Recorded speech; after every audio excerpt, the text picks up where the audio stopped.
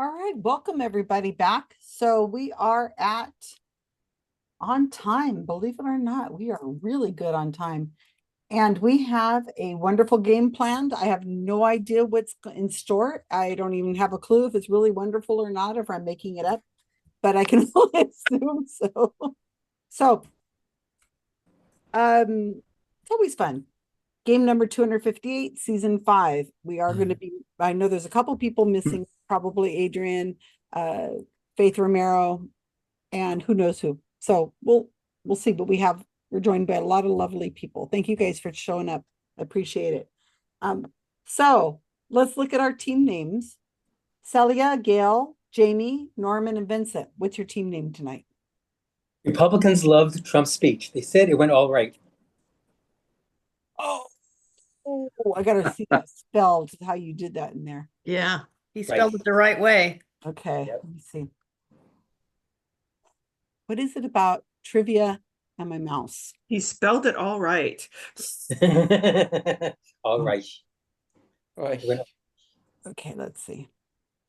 Ah, yes. Okay, now that makes sense. That makes perfect sense. Let's see.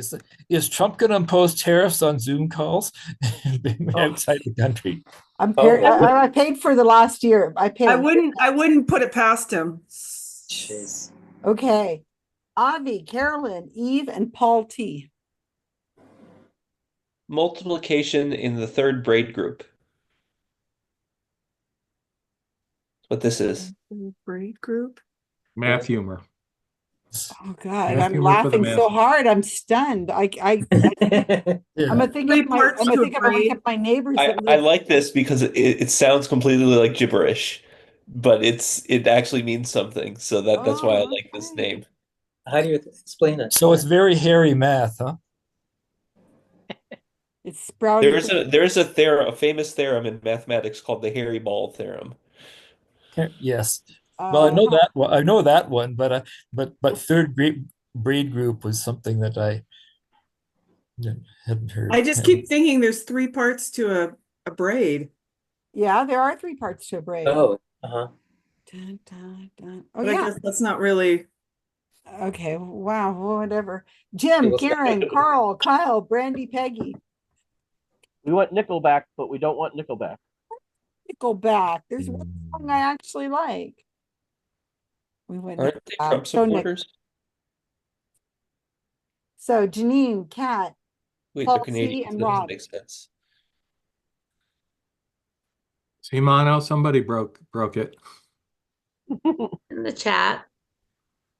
After we get the team names, can I share the screen and share something with everyone? I think you need to say the name. It's not fair to just Well, that.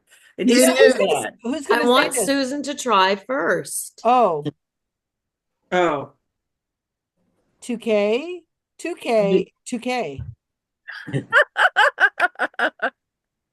No. Took or took. Isn't that 2K? Like in England has a I only know this from the Skeptic Zone when Adrian talked about it in one of her Canadian. Took. And guess who gave her that Canadian word? Oh. A toque is what you put on your head, right? Those Canadian. Yes. According to Wikipedia, it's actually a chef's hat. It's nothing like what the Canadians think it is, but that's another thing. Yeah, and U.S. Americans never use words for alternative meanings. No, never. I've never heard of that. I thought it was 2K. Isn't 2K with the George in Britain? If it were French, in French, if it was 2K, it would have an accent on the E. Otherwise, it's just you don't pronounce the E and U. You guys remember Y2K? Why 3K? Okay, why 2K? All right. No, it's Toque. It's 2K. TOUQUE. Right? In Britain. No. Toque. It is Toque. How's it spelled? I trust the Canadians here. Any one of those 3 spellings is correct. How do you spell the place in Britain where people go and they have like on the beach? What? Beach? What? The beach? The beach? The White Cliffs of Dover? Oh no, It's okay. she's talking about the town of Torquay. Torquay. Torquay in Torquay. southwest of England. My brother lives See, there. Torquay. I knew there's a place. It's called Torquay. Touque. No. Faulty Towers. Quay. No, I'm looking at it. It says Touque, England. Torquay. Oh, It's a okay. place in You England. see how that has got an R in it and our team name has no R's? That was for Susan. That R is just for Susan. Like Washington has an R in it. See, Touque, England. It's a place. Not according to the Google search. Yeah, it's a I just put misspelling of it in chat. Torquay. It's there. If you Google it. Tor. Oh yeah, you're right. It is spelled differently. Well, that's what came up. There it is. Torquay. Mission accomplished, team number 3. Great, except for team number 4. Team 4. Mission accomplished, team number 4. Thank you. All right, now that we've all They're just the meanest people in the world. You guys are bullies picking on me. damn fucking straight.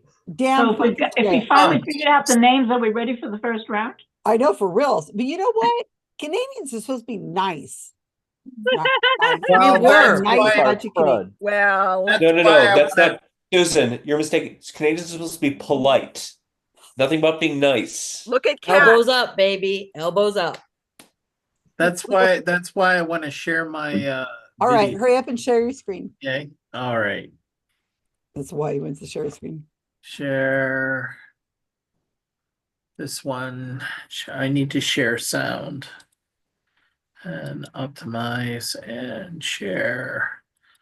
This brought a tear to my eye. Hey, I know it's in our nature to cut a guy some slack, give him the benefit of the doubt, like maybe he was confused or just joking or just maybe really needed a double-double. But this isn't that guy. These aren't those people, and those are not the Rockies. They make a lot of mistakes.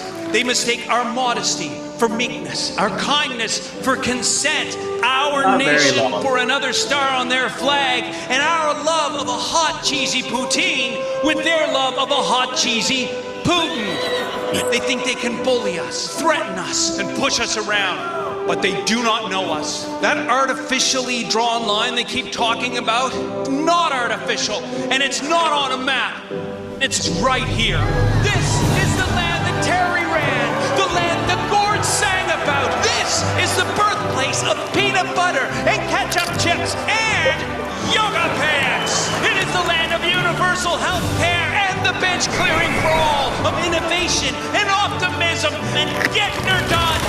This is the land of the peacekeeper and the Shawinigan handshake. Are we perfect? No, but we are not the 51st anything. We are the first to unite in a crisis, the first to build bridges, not walls, and the first to stand on guard for thee. My name is Jeff, and we are Canadian. Thank you. Yay. So why is the music American? It's not American. That's pomp and circumstance. Yeah, but that's I thought that was It's pomp and circumstance. That was great. That's Elgar, I think. Elgar. Yeah, it's actually British. It's British. Yeah. That was very U.S. American. We play it at graduations, but it's not an American. Yeah, that's an English composer. It's a British. That was great. Thanks. He did that on his own. And when he originally did that, he said his name was Joe. It's actually Jeff. And he did that for the Labatt's Labatt's commercial, I think. It was Molson beer. Molson. Yes. Yeah, and I had seen that way back when that first came out, but I didn't see this one. Did this just come out? Just came out. Can you put the link in chat, Vincent, please? Oh yeah. I'd love to send that to all my Canadian friends. Certainly can. If you haven't seen it yet. Okay, so here we are. Probably. Starting trivia now. Okay, I'm sorry. I just needed to. No, I'm glad you shared it. See that. I love that. That was Game number 258. That was season brilliant. 5 on the 6th of March, 2025. We're ready. All right, we've got a Republicans love Trump's speech. They said it went all right. Versus Right. multiplication in the third grade group. There it is. Versus we want Nickelback, but we don't want Nickelback.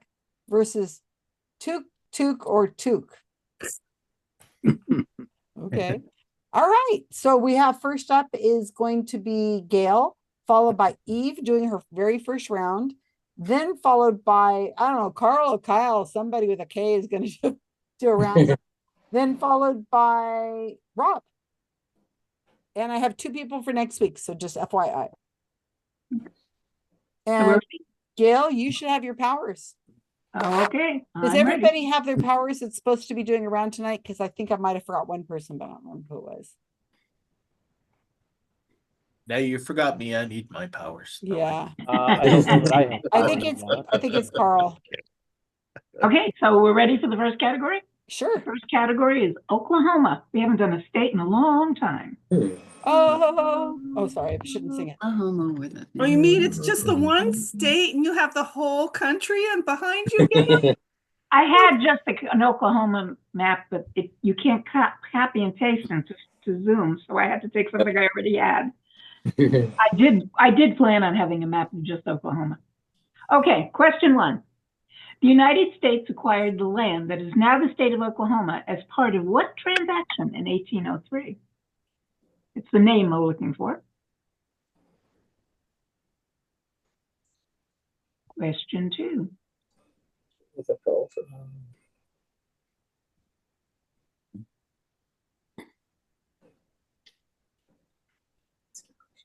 Question 2. In 1830, a law enacted by Congress allowed President Jackson to force the 5 civilized tribes to leave their homes and move to this land that was, quote, the only available location where the Indians would not be in the way of white expansion, unquote. What was the name of this law?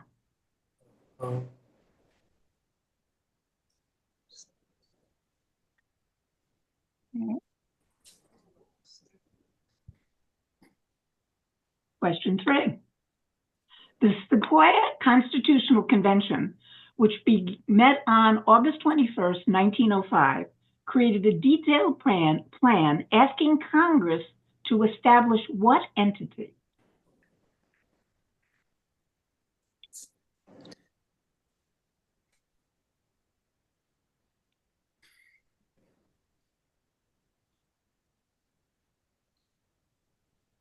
Okay.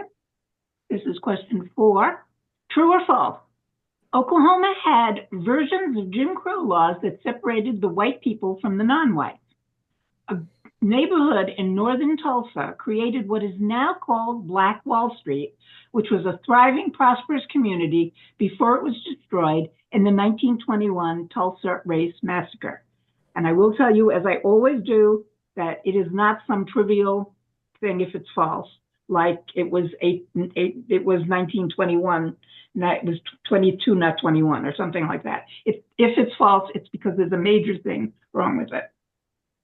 Whenever I do a true or false, which I think I have one more of, if I remember correctly. Okay, and question 5. The state was initially set aside to be Indian territory, but that changed on April 22nd, 1889, when the territory was opened to non-Indian settlers. What nickname is still used for Oklahoma residents today that started with that rush for land? Question 6 is a multiple choice.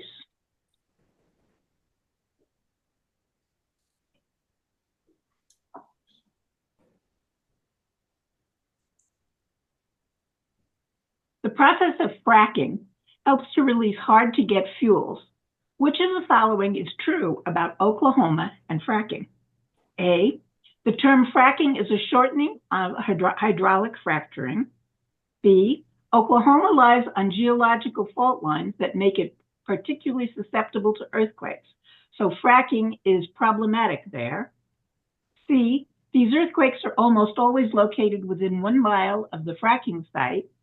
D, earthquakes are created by the force of water injected into the rock to release the oil, or E, all of the above are true. And don't use my grammar to say that it isn't E. Right? I didn't put an S on the possible answers. Be careful. We all might get fracked. Refract. Okay, questions? Frack you. Yes. Sorry. There's a change of pace now on question 7. Most theater historians consider Oklahoma to be the beginning of the golden era on Broadway. Among the many innovations, what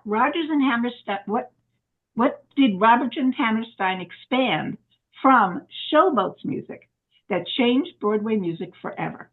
We're now going to talk about the Broadway play Oklahoma as opposed to the state for a minute.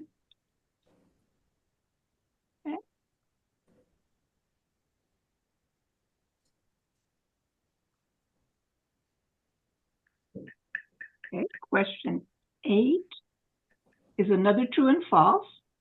True or false, one significant song is about the hero, Curly, singing Poor Judd is Dead in an attempt to convince the villain of the play. But in an attempt to convince the villain of the play, Judd, to commit suicide. Is that a true or false statement? 9.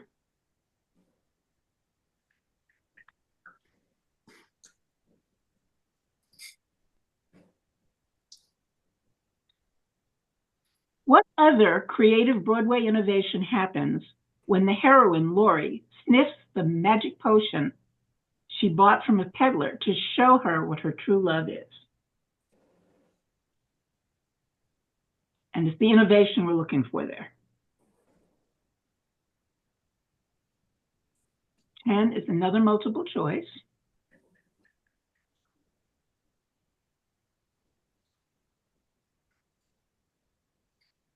In 1929, this play was revived. Which of the following is true about that revival? A, it won the Tony for Best Revival of a Musical.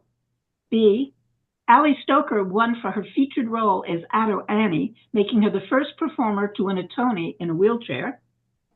C, the theater served chili and cornbread at intermission. Or D, all of the above are true. And I do have a bonus, because I recognize that a couple of these are hard, and I never So, can Gail, Yes. You said 1 year and you have a different year printed. What year do you really mean? Where is that? For Tan? Just now. 2019 is when the play was, that's 2019, is that correct? That's when the revival was done. Oh, okay, I thought you said revival. 19 something. Yeah, Okay. she did. I heard 19 something, but I knew it couldn't That's be okay. 19. No, it's 2019. It was a revival. Okay. And I do have a Not bonus 1912. because I recognize that a couple of those are really hard. I was originally going to, by the way, going to do the whole thing about Oklahoma, the play. I figured that wasn't fair. So the bonus is 2 current and famous skeptics call Tulsa their home. Name one of them. Okay, that's it. Any questions? All right, I don't see any. Open all rooms. It's nice to have another state. We haven't gotten through all 50 states yet. We've done a lot of them. Oklahoma often gets ignored for its Oklahoma. It's hard to write. And It's so hard to write okay. questions about Oklahoma. It's okay, you know.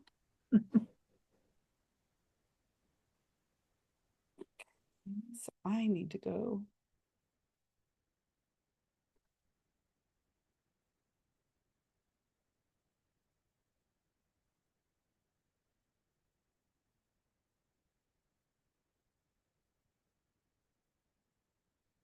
Get my mouse to move. I don't get it. Different mouse, new battery, different thing I'm using.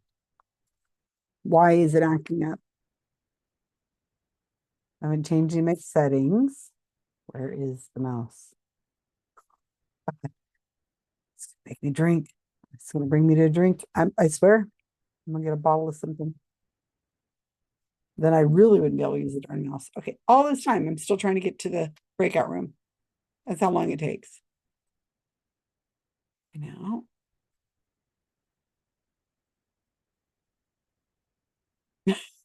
Annoying, isn't it? Oh, finally.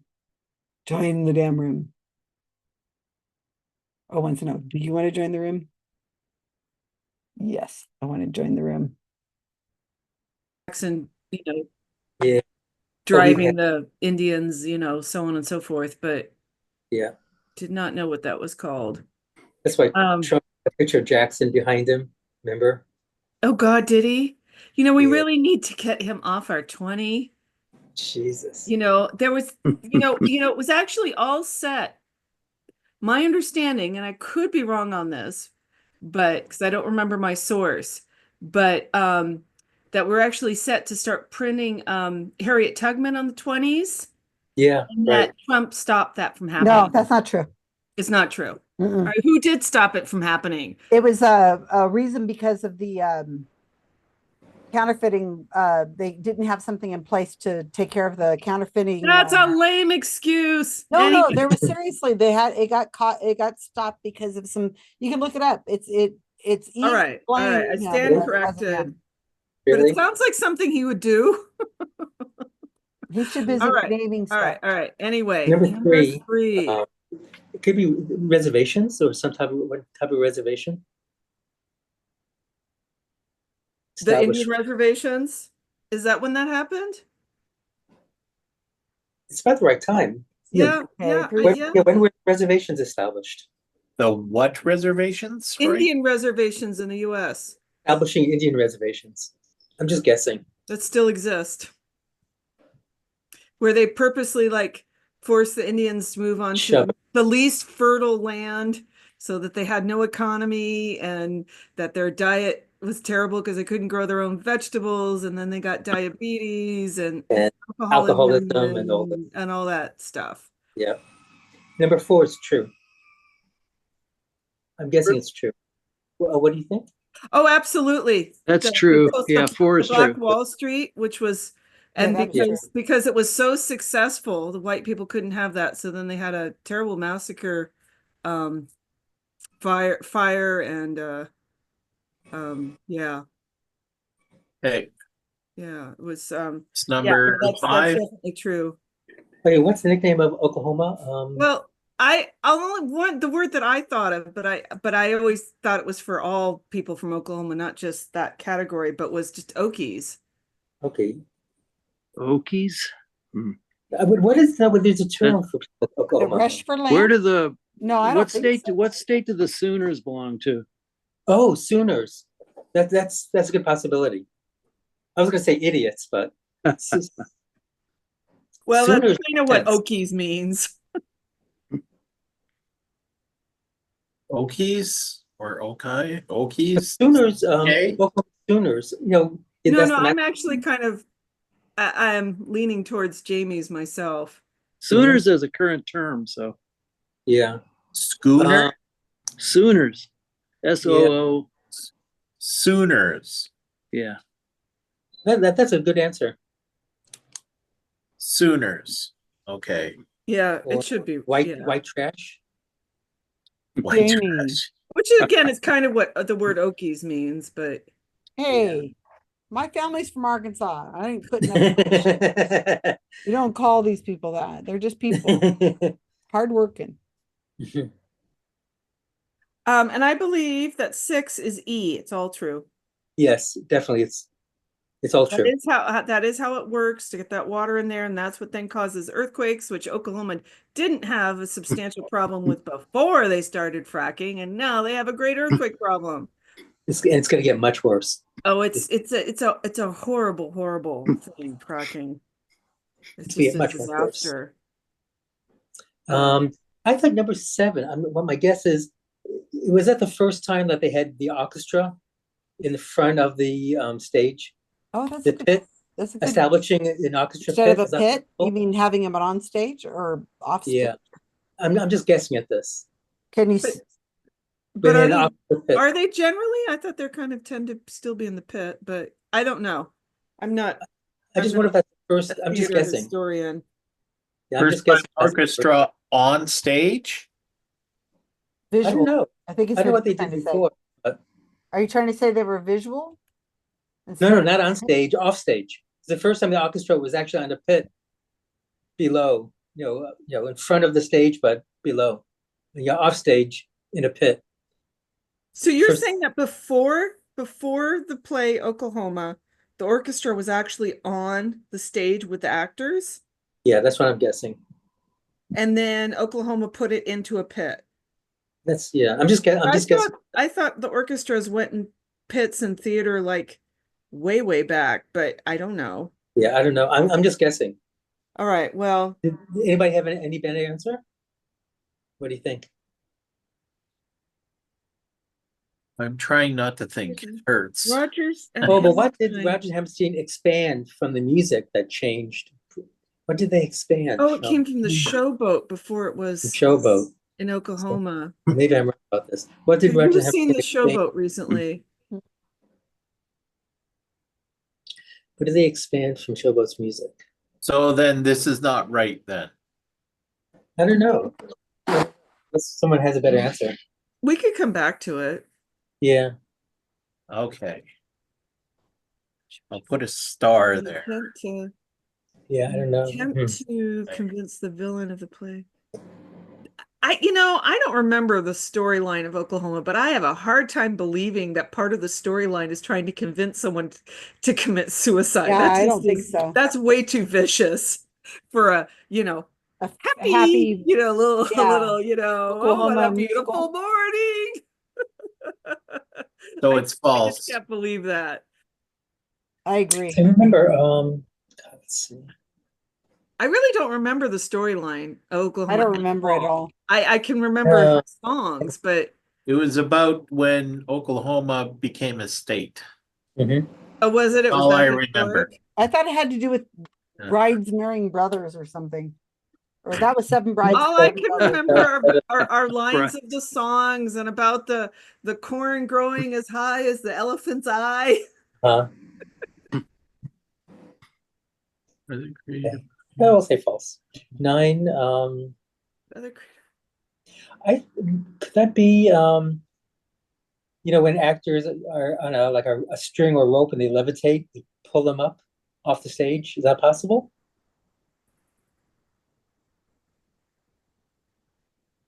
Did she rise up in the sky, rise up off the stage? I don't know. Or did she disappear? You mean like a wire? Yeah. Well, they did that in Wizard of Oz. Yeah, oh, that's true. But that was, I think, not as the play, but in the TV show. I mean, the movie had it. Are they talking about the very first time it was on Broadway? Because that would have been before the Wizard of Oz. Yeah, I was thinking. Oh, that's that true. too. Oh, this is way back. We said 1900. What about trapdoor? She goes through a trapdoor. Maybe, yeah. I thought they'd had that a long time ago, right?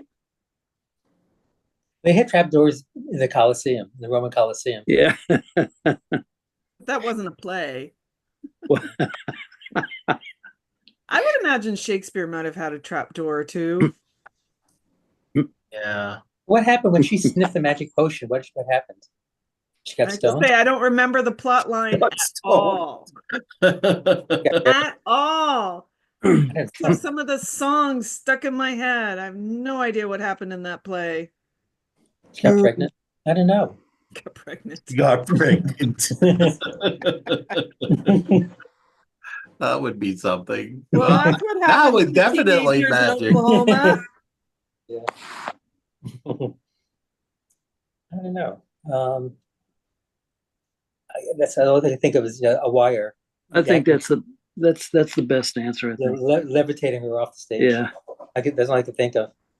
Because, like you said, they had the magic potion. Yeah. Yeah. Sniffed it and maybe she rose. Who knows? That's a tough one. Levitation wire. Yeah. Used. Yeah. Okay. Who knows? Yeah. We don't know. We don't know. Number, what are we on? 10? I know for a fact that woman did win who was in a wheelchair. Yes. Yeah. So I know that's true. And I would assume chili and cornbread. I don't see why that would be a problem. Sounds coy. I think that's extremely reasonable. In between intermissions, they have stuff like that. So all of the above is true. I think D? it's all of the above. When the It's all of Tony the above. Professor advisor. So you're thinking that she did two answers with all of the above for Yeah. like, Yeah, she could do that. Yeah. Okay. Gail might have been trying to fool us, or she wasn't really thinking about it. Remember, she's trying to make it all about the play first. Yeah. Okay. And so she added the others. Okay, Susan, who are the skeptics that live in Tulsa? That would be Seth Andrews. And the other one, I assume, is Matt Dillahunty, but I'm not 100% sure. But Seth Andrews is definitely. You only need one. Yeah, he's definitely there in Tulsa. Okay. Odd place, but you know. Let's see. Would we want to go back to seven? 7. We want to keep that. Most theater historians. I don't know. I just. I don't know. I don't have a better answer, but I don't know. I don't understand the question of the part expand from Showboat's music. What do you mean by Showboat's music? Well, there was the play musical Showboat was a musical. It had music. So I guess so Showboat had a musical. Well, Showboat has music. Showboat was a musical. It is a musical. Is that before Oklahoma? I guess so. Yes. And then there was something that was done in Showboat that then got expanded on in Oklahoma. Could it be large groups of people dancing all at once? Maybe. And maybe like that seems to make all the more reason I don't think it has to do with where the orchestra is, because either it's on stage or it's not. Yeah. You don't expand on it unless it's a bigger orchestra than had ever been done before or something like that. Yeah, well, it does say expand, so it's something bigger. Yeah. Let me expand from dancing while singing, he said. That doesn't sound expanded. No. I think it's something is made larger. So more people on stage than normal, or did they have animals on stage or something unusual? I don't think they did in Showboat, but children. I don't remember seeing either. Now that I think about it changed Broadway music. Well, Broadway music. I wouldn't say animals, because not Broadway music doesn't all have animals, but isn't it kind of now that like you have these large groups of people, just everybody singing at the same time, and it's instead of Hair and Jesus Christ Superstar and everything is like these giant group sings. Was it before just like a person singing on stage and then the other person singing on stage? So having a chorus as opposed to just a soloist? Well, that must have been done before. Could it be like dancing? They have these giant groups of people dancing together, and before it might have been just a couple of people dancing.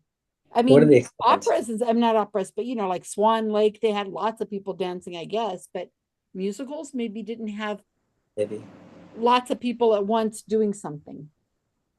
I don't know. Trying to think. The way she's worded the question has expand in it. So something is made bigger, more of.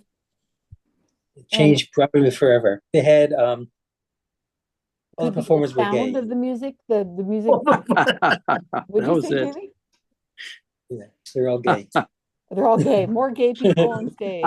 That is. Oh, fun. It's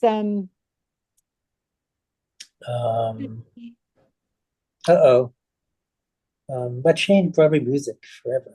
What could it be? It seems like it had to do something to do with the music. Oh, I wonder if it had to do with sound system. Could it be microphones? First use of microphones? Would that be expanding? Yeah, maybe the Showboat was the first use of microphones, and then they improved the technology. Had a sound system instead of just having no sound system. It's pretty early on. I wonder if they had improved audio in a sound system. Is that possible?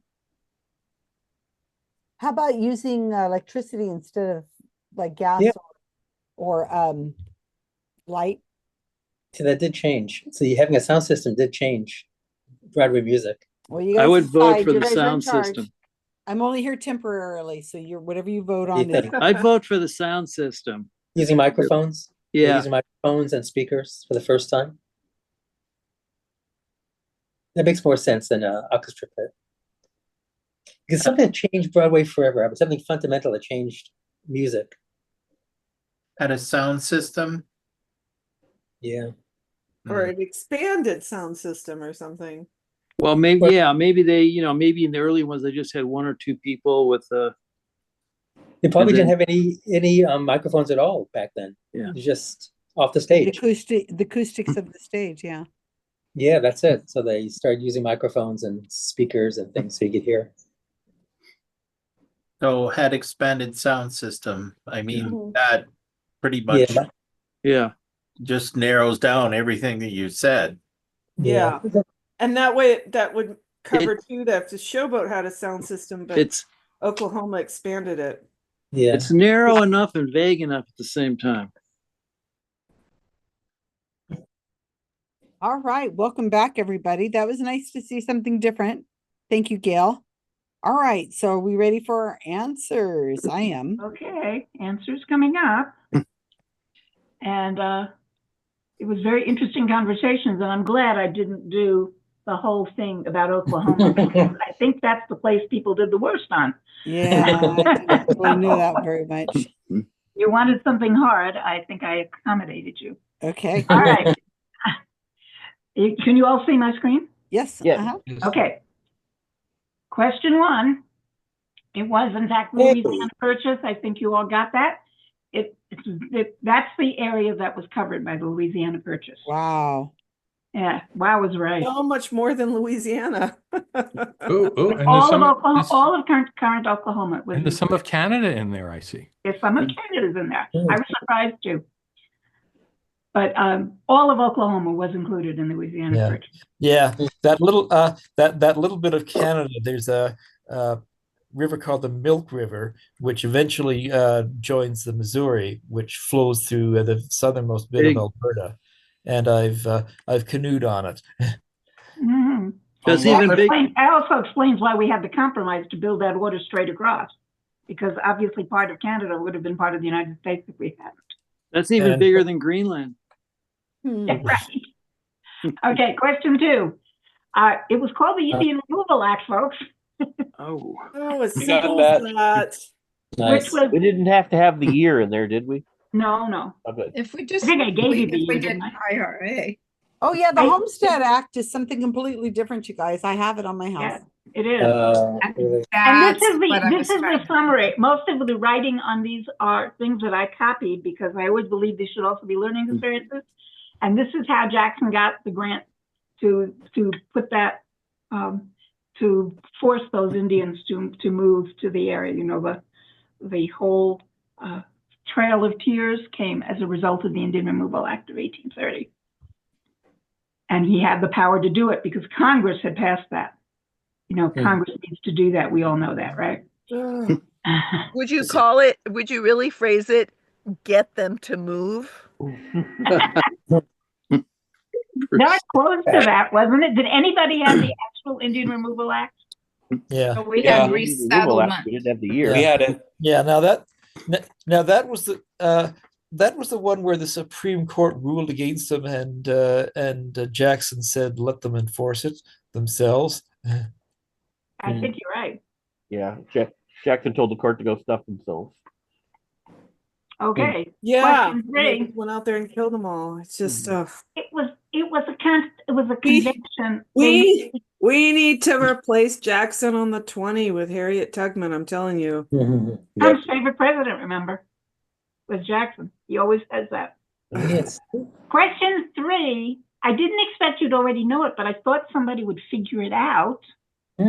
It's when you have a convention like that, the purpose is to create a new entity, right? And what entity did they want?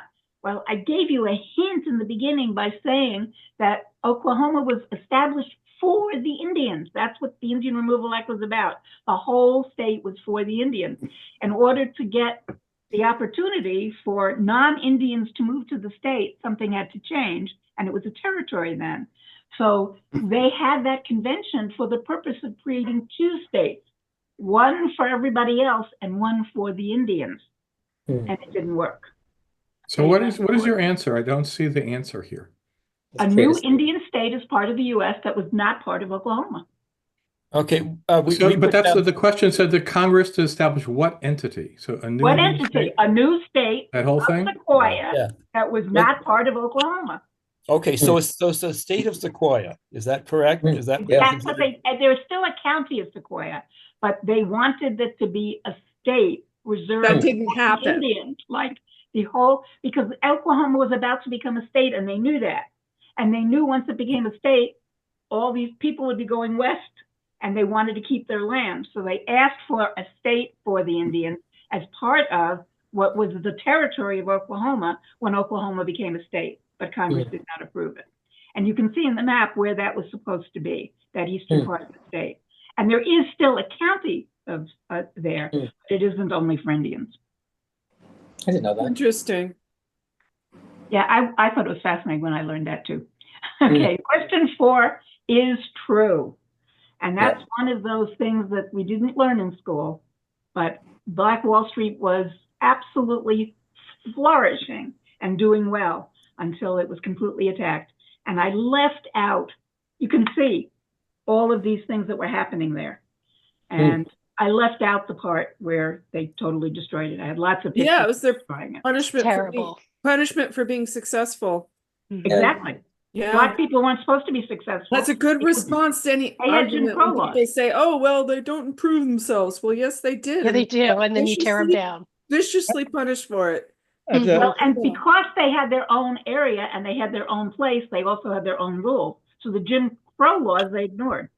The suppression of that Tulsa massacre has been so complete that there was a Black historian who was born and grew up in Tulsa who didn't know anything about it. Right. He became an academic and he went into his new university library and then he saw the book called The Tulsa Massacre and he thought it was initially a work of fiction. And he read it and then he was shocked to find that this took place in the neighborhood where he grew up, but nobody talked about it. Right. And now this is also the reason that there's such a strong education program going on from the right, saying that we shouldn't be teaching this stuff. Yeah. Yeah. They were starting to. The good news is it is taught in California schools now anyway. I don't know about in Oklahoma, but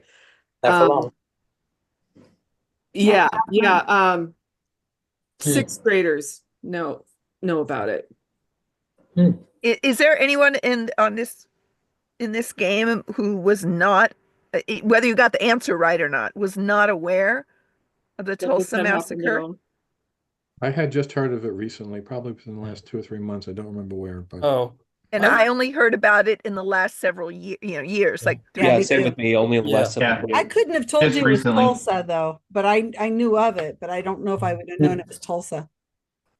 It's interesting. The fight against critical race theory has been. It's so ridiculous.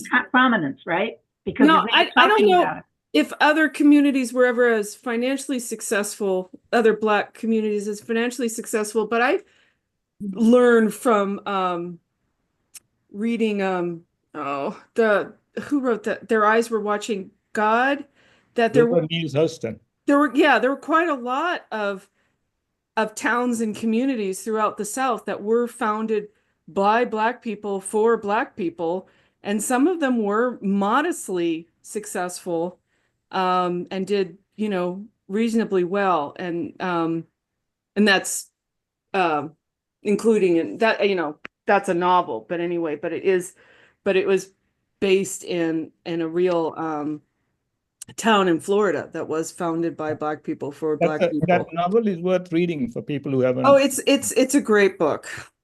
Yeah.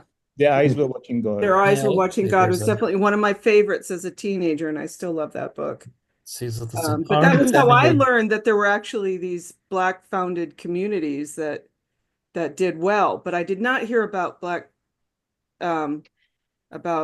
Wall Street till maybe 10 years ago.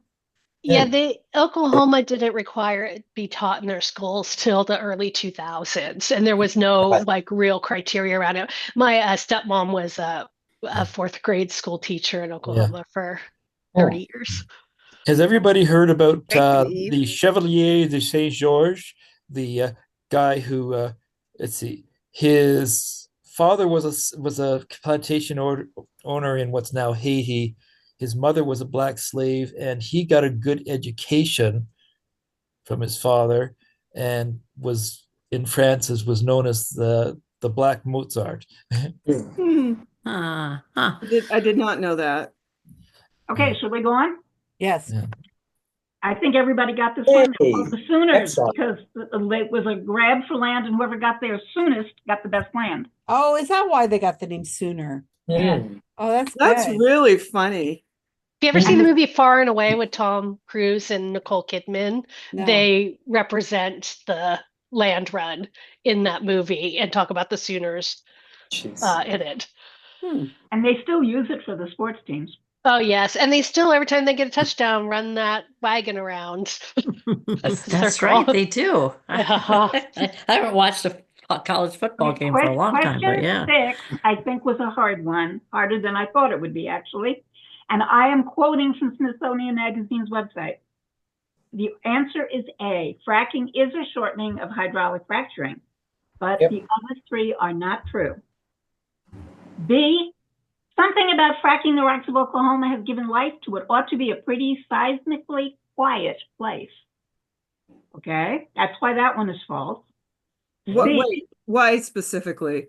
Because it's a seismically quiet place. They're having all of these earthquakes now. They should not. There are no faults there. It should be a very quiet place, but it's not anymore since the fracking. Right. So then why is that false?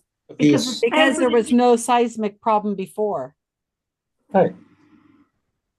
Okay. C, some of them have occurred as far as 21 miles from the injection wells. They thought it was only nearby, but that's not true. It spreads very far. And D, which was one I did not know, it does come from the water, but it's the wastewater pumped deep underground that is causing the problem. It's not from getting the oil out. It's the wastewater afterwards. And I don't know why they keep doing it if that's the case, but they're working on trying to not do that anymore. Well, I guess the wastewater has crap in it that they don't want getting into the near surface water. Yeah. Well, yeah, and they don't know what else to do with the I water. had heard that had occasionally happened, that this terrible wastewater had gotten into the groundwater and then gotten into, hell yes, into. But that doesn't mean that you pump it into a place where it's going to make an earthquake. And they haven't figured out a solution. And it's wrong because it's not from the getting of the oil. It's from the wastewater. That's the problem. So the answer is just A, not all of the above. Which I think But was a hang popular on a answer. minute. Yeah, that makes sense. Hang on a minute. Hydraulic fracking means that they are fracturing it using water. And That's what's causing the earthquakes. Yeah, and it's also sand to hold the cracks open afterward. But so that's the not, oil the will come point out. is that it's not what's causing the earthquakes. It's the wastewater being pumped low down. Yeah, the weight of all that water down there destabilizes. Okay, question 7. This is something that if you know Broadway history, and I think Broadway was a big problem because this is something I know well, so I didn't realize how hard these questions were. Contrary to the standard practice at the time, producers cast singers who could act rather than actors who could sing, because before Oklahoma, the songs were not songs about the play and making the play and the story make more sense and weren't integrated into the story. There was no book. The songs were just popular songs that they wanted to make popular later. Only a few people could afford to be on Broadway, and you had to be in New York. So they would have these songs. Sometimes they would even release the songs on albums before the play was even there. the whole thing was an entertainment, but the songs were about popular songwriters and singers making their career with popular songs. So you probably know a lot of music, Irving Berlin particularly, from before Oklahoma. And when you see the play, it's just a song that's stuck in the play. It's not part of the play. And in fact, one of the second paragraph is one of the parts that make this point really clear. They started to call it a musical play and now just a musical. Before that, it was a musical comedy. And that was the phrase that was used. One of the big people who worked in Broadway and Broadway shows before Oklahoma was Ziegfeld. It was just an entertainment. It became a serious art form and a play after Oklahoma, because Oklahoma changed that totally. Question 8. That makes sense. Question 8 continues that, and because it was a play, remember, this is true, okay? And I'm just going to play a little excerpt from that song. This is Judd, who is the evil character in the play, and that's Curly, who's the hero. And he sings this song because they are competing for Laurie. And that's Hugh Jackman there. Yes, Hugh Jackman. It's Hugh Jackman playing the part. This is in the play, okay? He's playing the part of Curly in the play. Yeah, I get it. And at this point in the play, this particular scene happens right after he pointed out that he had this nice heavy rope, and what a good noose it would make. Between Molly leaving and Mom that was not part of the play. Don't you hate those ads? Get a premium. Oh, no sound. Because you have to start this. Oh, I didn't say that properly. I apologize. You didn't say the magic words, huh? I didn't. No, I didn't. The ad had sound. That's ironic. But his top was cute. I'm sorry.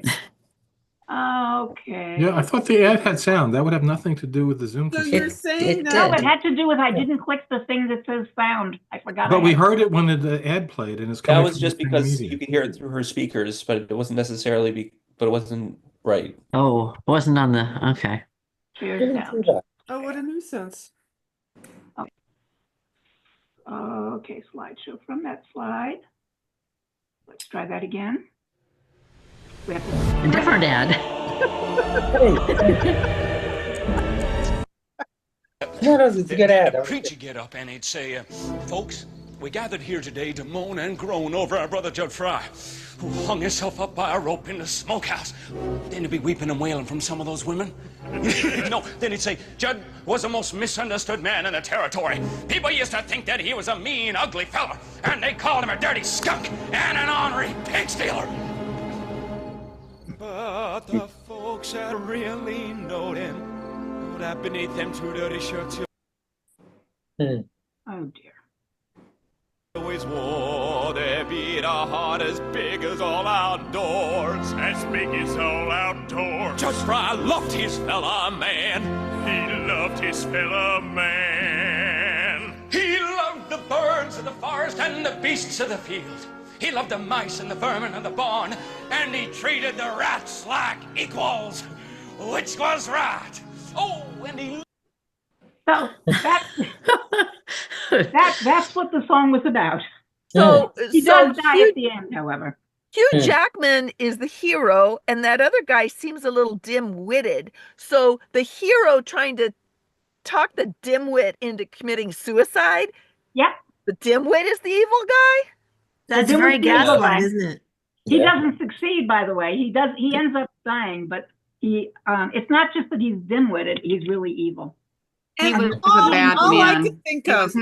He was not a nice guy. I have no memory of the plot of Oklahoma. All I could think about was, oh, what a beautiful morning. And I just thought somehow trying to convince somebody to kill themselves doesn't fit in a play that's all about what a gorgeous morning and everything's going my way. Yeah.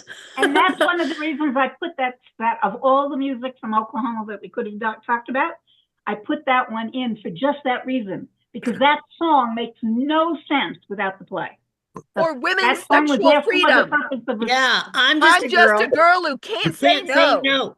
Yes. Okay, and I don't know if that's freedom if you can't what happened say after no. she got the girl who can't say no is the one no, I'm sorry.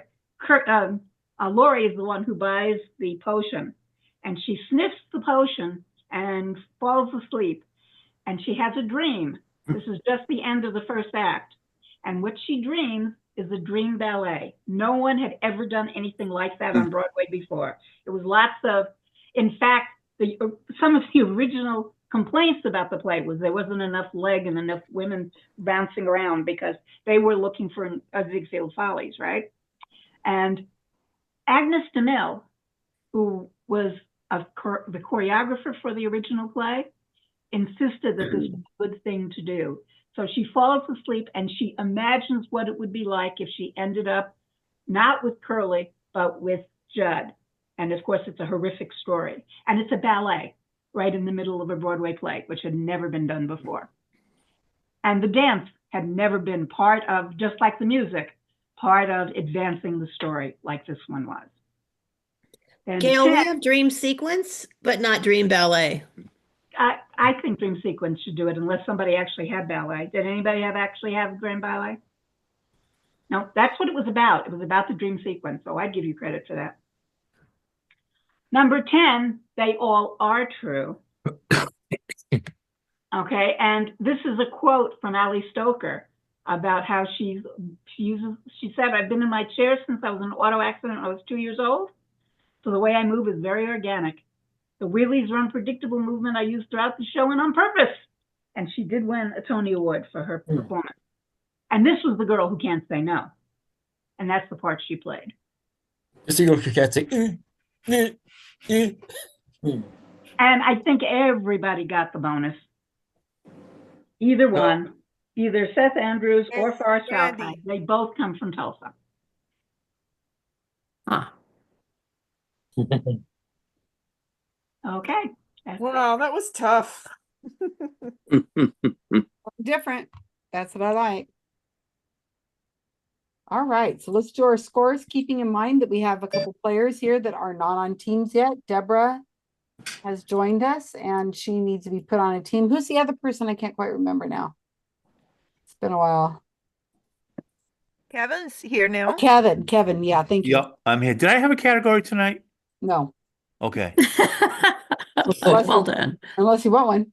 No. I wasn't sure if I had one. I started You can have one writing next stuff week because earlier. I don't have it full yet. Okay. Unless you wrote down the wrong K name.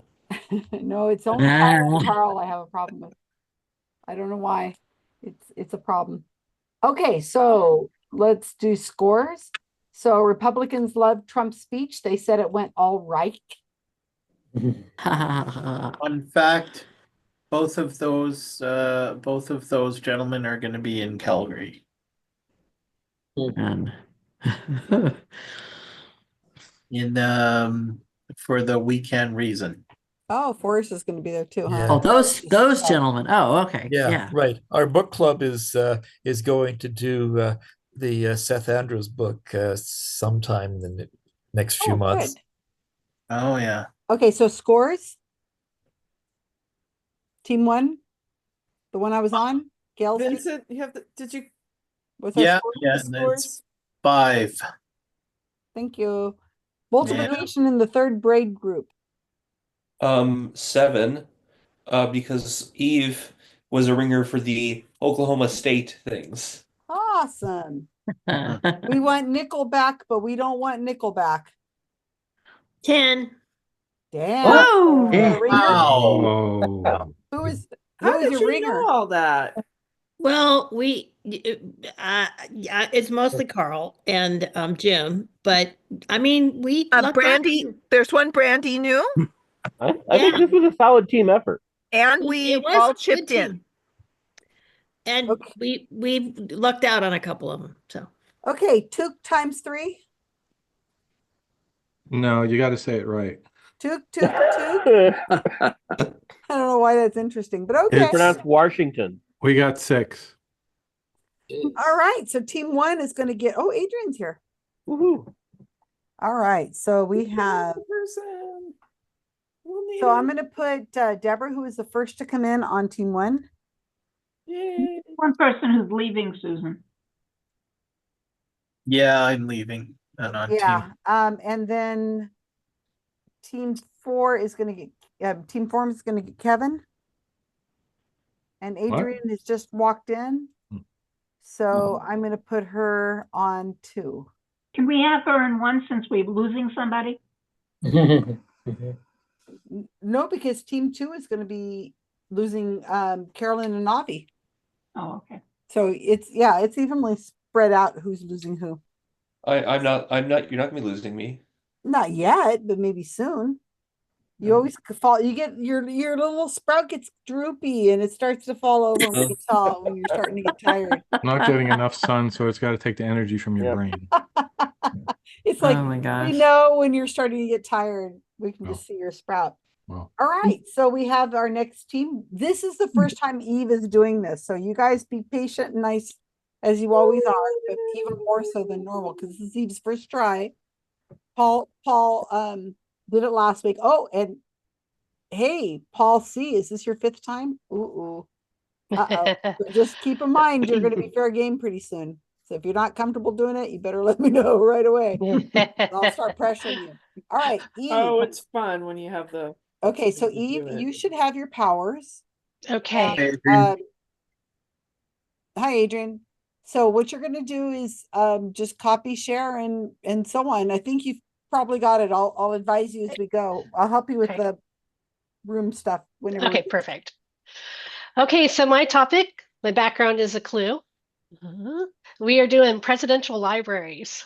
Ooh, I love presidential libraries. Now after I did this look back and you guys did the Harry Truman Presidential Library that was a while mine. back. Oh, okay. So I tried to keep it semi-simple.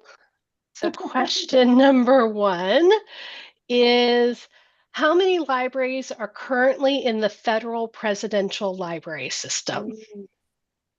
Okay, make sure you put your things in chat. Are they in? I'm putting them in right now. Okay, yeah. So put them in and then read it because okay. Janine gets weird. Because some of us are visual people. No, it's totally cool. We always blame it on Janine because she's the one that brought it up. Sorry, one's going to be alone and then I'll put the rest in. Okay, that's fine. There we go. Oh, okay. But it didn't number them correctly because I did that. It won't. Because it never does. Yeah. That's why I put words instead of numbers because it always That's does that. why you guys should use Notepad. Yeah, if you use Notepad, you can do that. That works. What? That's just not happening. Well, you and Rob that keep arguing about it'll be fine. Yeah, why would we argue about something that works, Avi? I don't know. We're weird. Notepad or inside Word. Cut. Stop using Word. We keep using Word anyway. Okay, don't worry about it. I'm fixing it right now. I will put it in the chat in a second. Thank you. Once I get them all done. Go ahead. Okay. Number 2 is, what office oversees these libraries? Number 3, what was the name of the act that was passed to preserve the presidential papers and establish federally maintained libraries? Number 4, what is the name of the act that made the presidential records the property of the U.S. government? Number 5, what classification system is used to index the documents in the presidential libraries? Hint, they use the same one in federal depository libraries. Number 6, which president has the first digital library without a dedicated federal facility? Number 7, which president was first to announce plans for a presidential library? Number 8, which presidential library recently made headlines because it had to close for a day due to the Doge layoffs? Which prompted the topic. Number 9, how many pages of textual materials do the presidential libraries hold? So this will be textual, not video or museum items. So just paper. And what state has the most presidential libraries? And I did not write a bonus. Good. That's fine. Make it tough for these people. Thank you for fixing me. Okay, so yeah, so I renumbered them and put them back in. It's fine. Yeah, Zoom needs to catch up. It's Zoom's problem. This is tough. It's not Zoom's problem. It's the word processor you use. Yeah, and it's because I cut number 1 in first and then tried to do the rest. And then it renumbers. Yep. Well, Zoom should just let us have whatever numbers we put in there is what they should do, not renumber things. They should allow images. Yeah, they should allow images and chat. When you're But copying it out is of what it Word, is. We've learned to live with not it. a pure text copy. Okay, so Eve, what I want you to do is go to you should see where it says breakout rooms at the very bottom of your screen. Click on that. And then on the right-hand side, it's blue. It says open all rooms. Yep. Okay, so click that, but you personally don't go to your room. Stay here for me, and I'll give you some further instructions. I'm going to put the other people on their team real quick, and then I will help you with. All right. I'm opening them all right now. Okay. So Adrian, you are going to go on team 2. Not that I'm going to be of any help. Oh, you're always a help. Deborah, you're in team 1. Yeah, all right. Kevin, you're on team 4.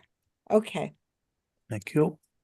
Okay, so Eve, what's going to happen now is you have the ability to go, if you look at the breakout room, and it says join on the very far right side in that blue. It's a blue color of a shirt. Okay. So what you're going to be able to do is go from room to room to room to room. You'll just hit join and you'll be able to go in and check out the rooms and what discussions they're having. Okay. So the room that is going to be room 2, your normal room, spend less time in because I'm going to be in that room. I'm you. Gotcha. And I'm recording that room. So you'll be able to go back and listen to the recording and see what actually happened. Okay. You'll have more fun. Now, this is one of the funnest parts of doing a category is listening to the discussions. But you have to put on your game face, right? Cover your face, because it's really hard not to give hints, any kind. I mean, they'll say stuff and look at you intentionally to see if you react. So some people use something, put something over, or you can mute yourself, but we're going to watch your face. So you can go from room to room. If you make any suggestion, like you clear something up, you clarify something, you could type it in and it'll appear in each room, but it's really quick. So then what we ask you to just go to each room and have a conversation with them. Did you guys see the message? But, just let it go. And when they get to the questions part, they're going to argue, but they know to be nice. So they will try to argue. So you have to be firm and say, no, that's not what I'm looking for. And I will shut them down. So just let me deal with them if it's a problem. Okay. So have fun. It's really kind of fun. And then I do it to bring them back. When do I bring them back? So when you're ready to bring them back, you're going to make that decision on your own. So there's a 2-minute warning. So it says close all rooms. It's red. That's all I need to do. Yeah. So you close that and then it's going to say, are you sure you want to close all rooms? So you have to hit the button. And so it's 2 minutes and you make that decision and nobody better argue with you. So it's not. So you just basically wait till you think everybody's pretty much discussed all the questions. Or within 2 minutes, but you don't have to because everybody has the same amount of time as everybody else. So when they go, I didn't finish them all. It's like, well, too freaking bad. You should have been gossiping or whatever you were doing because that's what they do to get hung up. All right. Yeah. Okay. I want to hear what you got afterwards. Okay. Okay. Thank you. Hello, team. I was giving a question to Eve. Isn't this the thing that we had the Trump was disregarding a couple years ago? And everybody was upset about it. It's called the presidential office, like something about archives. It has archives in the title, but might have presidential also. It could be Presidential Archives Act. And is it just that's number 3? Yeah, number 2. Oh, Presidential Archives Act. Yeah. I'm don't know, but I remember we had maybe Presidential Records Act. Yeah, that could be it. Oh, wait. Or Is papers, the same thing? presidential papers. Mm. What's the difference here? I don't know. Oh, the first one's about the libraries. Yeah. There you go. Okay. There you go. That sounds good. Um,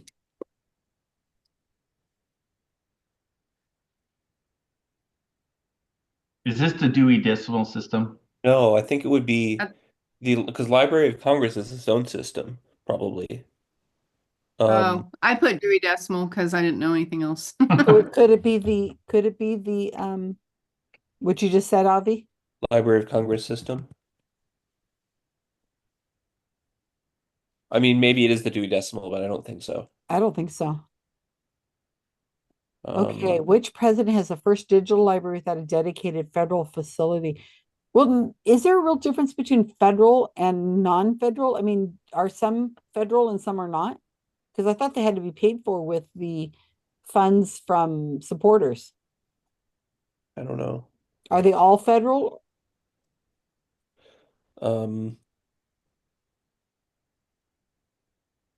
Well, it might be Obama because Obama does not have a library. I put Obama. Well, Obama does have a library. It's Trump's closing it, but it's well, actually, he canceled it the hasn't lease. opened, has it? I would guess Yeah. Trump. I don't think they broke actually. ground on it yet. I might guess Trump. He doesn't But have no, digital I haven't library. heard that. No, No, I Trump think doesn't. Obama is probably better. Yeah.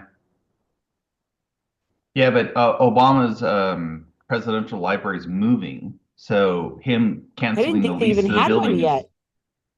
I thought there was so much debate about it in Chicago where to put it, and that I didn't think they'd even started it. I don't know. Which Well, president was probably Jefferson, right? Does he have a library? I've never been to it. I know Lincoln has a library because I've been to it. Mhm. So before Lincoln or earlier. But it doesn't necessarily. So notice how this was phrased. Which president was the first to announce plans for? That doesn't mean it was the first president with a presidential library. It's just the first one where the president announced the plans for it. Well, that's why I was thinking it was Jefferson because he's that type of person that was he was Okay, very I'll proud of Jefferson. being of he's very literary and he's very proud of that kind of thing. I don't know if he's that proud of being a president. I think he was like he listed a lot of things. I think wasn't he a president of the University of Virginia, and that was listed first on his tomb because he was more proud of that than being president. But I think he had something to do with the libraries. I'm trying to remember. Don't believe me. Eve's here. She's watching, and besides, she's going to watch the recording later. So I Okay, don't so I know think if you there is guys want to only- outvote me. I don't care. Eve, is there going to be a plus or minus for number 9? No. Textual materials to the presidential libraries. How many people? Yes. Oh, Why did you guys mute me? I didn't mute you. I guess like a I might have actually done it trying to unmute me. Sorry, Avi. So there is going to be a plus. That's a lot of materials for all the libraries. I mean, I would think.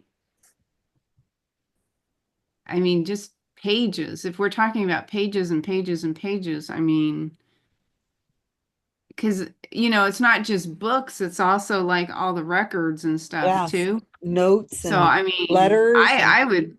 It's got to be like.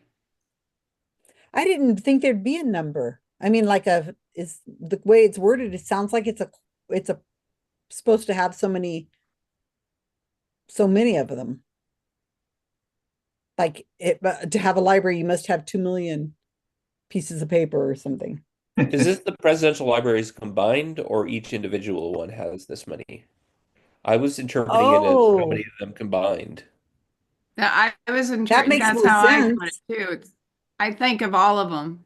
I would That's say why I I'm would thinking it's 200 million.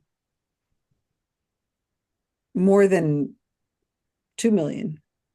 It's got to be a lot. I mean, Yeah, if you're going to think all of them, and I think there's 16 libraries, so you're talking. Why did you come up with 16? I remember, I don't know why. I just remember this, like, it's the most recent presidents who have libraries. And then there's a couple of, like Lincoln and others. Does Jefferson have one? I don't think so, but I don't know. I'm not positive. Unless But I they're remember reading there was 16. So Avi is a math person. How many pages all combined would you guesstimate? I have no idea. I don't have that good of a number sense, despite being a mathematician. I'm going to say it's a big number. Yeah. I mean, I'm thinking huge because. But there's only 16 200 libraries. million is pretty big. I know, but we're talking not just about books, though. If it's textual materials, we're talking all the papers and records, and that's maybe. Are we saying more like 500 million? So I'm just thinking because, like, even just a million is a lot. Like, Susan, how many pages does Wikipedia have approximately? No concept of it. I mean, I've got 2,000 books in my house, and each book is probably an average of 250 pages. So, I mean, it's got to be 500 million, 1 billion. I don't even know how I'd guess. Adrian, you do a lot of math teaching, so you probably are better at arithmetic. She'll get a migraine from this question. Leave her alone. I'm the same as you, Avi, with the whole math sense thing. I have a terrible time with that. In fact, I watched a video. I was sent a video today exactly about that by Rob Palmer, about how difficult numbers and comparative numbers are for people. It's really interesting. Yeah, I think one of the founders of SciCop or one of those things wrote the book Innumeracy. Yes. About that. Yeah. Was that numeracy? Was that Weissman? Innumeracy, spelled innumeracy or something. Isn't that Richard Weissman write that? No, wasn't Richard Weissman. It was. You want to just say a million? You want to just round it out to a million so we have something? This is 200 million right here. I would be like 200 million. It's good. How about 200 million and one? Play the Price is Right game. Yeah. I don't want to do that because it might be. Okay, so moving on. Which state? Ohio has the most. Ohio has the most presidents. Maybe Ohio. But California has the most population. We have the Reagan Library. We have the Nixon Library. Yeah, Texas has both Bushes and Lyndon Johnson. Arkansas has Bill Clinton. Yeah, that's only one in Kansas, Arkansas. Ohio has, I think, 7 presidents. I've been to presidential homes in Ohio, but I don't remember going to the libraries. They might not have libraries. Or Virginia would make sense, wouldn't it? We've had a bunch of Virginian presidents. Yeah, but those are all early presidents. Yeah, it's all early. The libraries are pretty recent. But why would we not have them just because they were older? Also, again, I don't older think presidents Jefferson would have very many. Would have made plans for a presidential library because I don't think that that would have been a concept then. I mean, okay, I don't know if they did it after the fact. Is my point. But again, it was president first to announce. Ohio sounds good to me. So for number 7, I don't think it would be Jefferson because I mean, maybe they made one in his name much later, but like, I mean, the concept of even a public library was very new. How about FDR? Roosevelt, yeah. Okay. No, because it can't be FDR because he died in office. Also, Lincoln I'm thinking of LBJ. Oh, but Lincoln wouldn't have announced it because he was dead. Yeah, how about LBJ? That would be difficult. Yeah. And Texas makes a little more sense than Ohio, because I think you're right. Who's all in? Eisenhower is in Texas. LBJ is in Texas. Bushes. Bushes are in Texas. Do they each have their own library? I guess they would, huh? Yeah. That's 4. Who else is Texas? I guess it's just those 4. And they're all more modern. And Texas is a big place. Because California, now that I think about it, only has the 2. Yeah, my thought was actually Texas until you said Ohio. So I don't know. So whatever you guys want to say. Well, Texas sounds good. Like I said, I know there's a lot of presidents in Ohio, but I don't remember going. Eve, they I have have a question libraries. for you. About number 9, is this the total number among all the presidential libraries, or each individual one has this many? Across all of the federal presidential libraries. Okay. Okay, that's what we thought. Yeah, okay. All right. And also, Eve, do you know the answer to number 10? Can you tell it to us, please? No, if she's going to answer questions, I do know it's it. not 10 that I want the answer for. I know it, but I'm not going to tell you till I close the rooms. I'm getting close to closing the rooms. People are I getting think we're close. done. Yep. Okay. Thanks, Eve. I heard I'm supposed to stay here, Oh, right? you could go anywhere you want because you have your powers. We used to make it okay. so that I'd take your powers away after the round. I don't do that now, so you can go. Anywhere. Okay. And she's much nicer now. I'm going to jump in one more and see how they're doing, and then I'll probably close them. I just put Robin in room 4. Okay. Okay, if we're done, then I'm going to stop my share. Mm-hmm. And now, Adrian gets to try and figure out the answer to this. I sent you an answer. I don't know if it's very good because it was very distracted, and my head's not great right now. So I'm very. Where did you send the answer? In Messenger. Ah, okay. But it's probably. I'm sure it's wrong. Maybe. Let's see. Distracted attempt, and I'm probably missed something obvious. Nope. I'll try again later. It hurts my brain.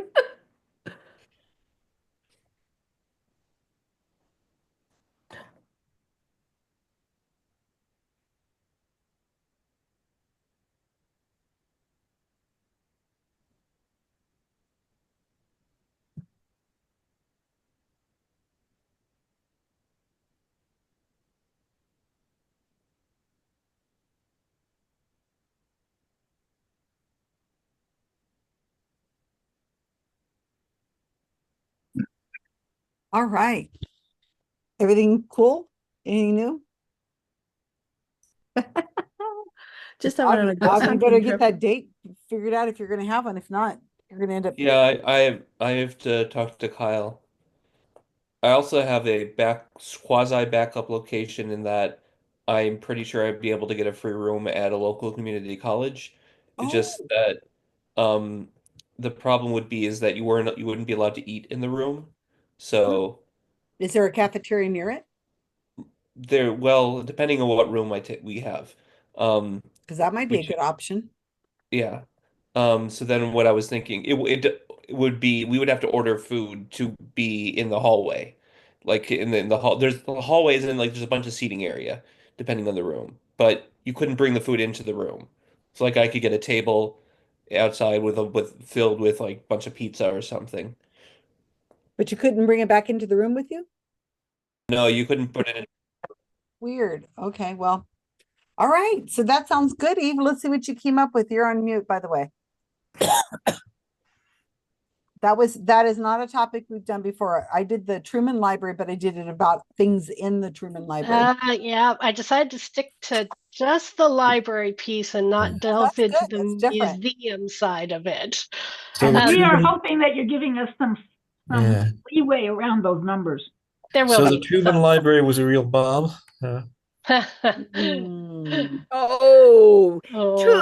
soon. Forever too soon. Oh my God. What was that, like 50 years ago? No, quite a bit. Way longer. Way longer. It was 80. 80.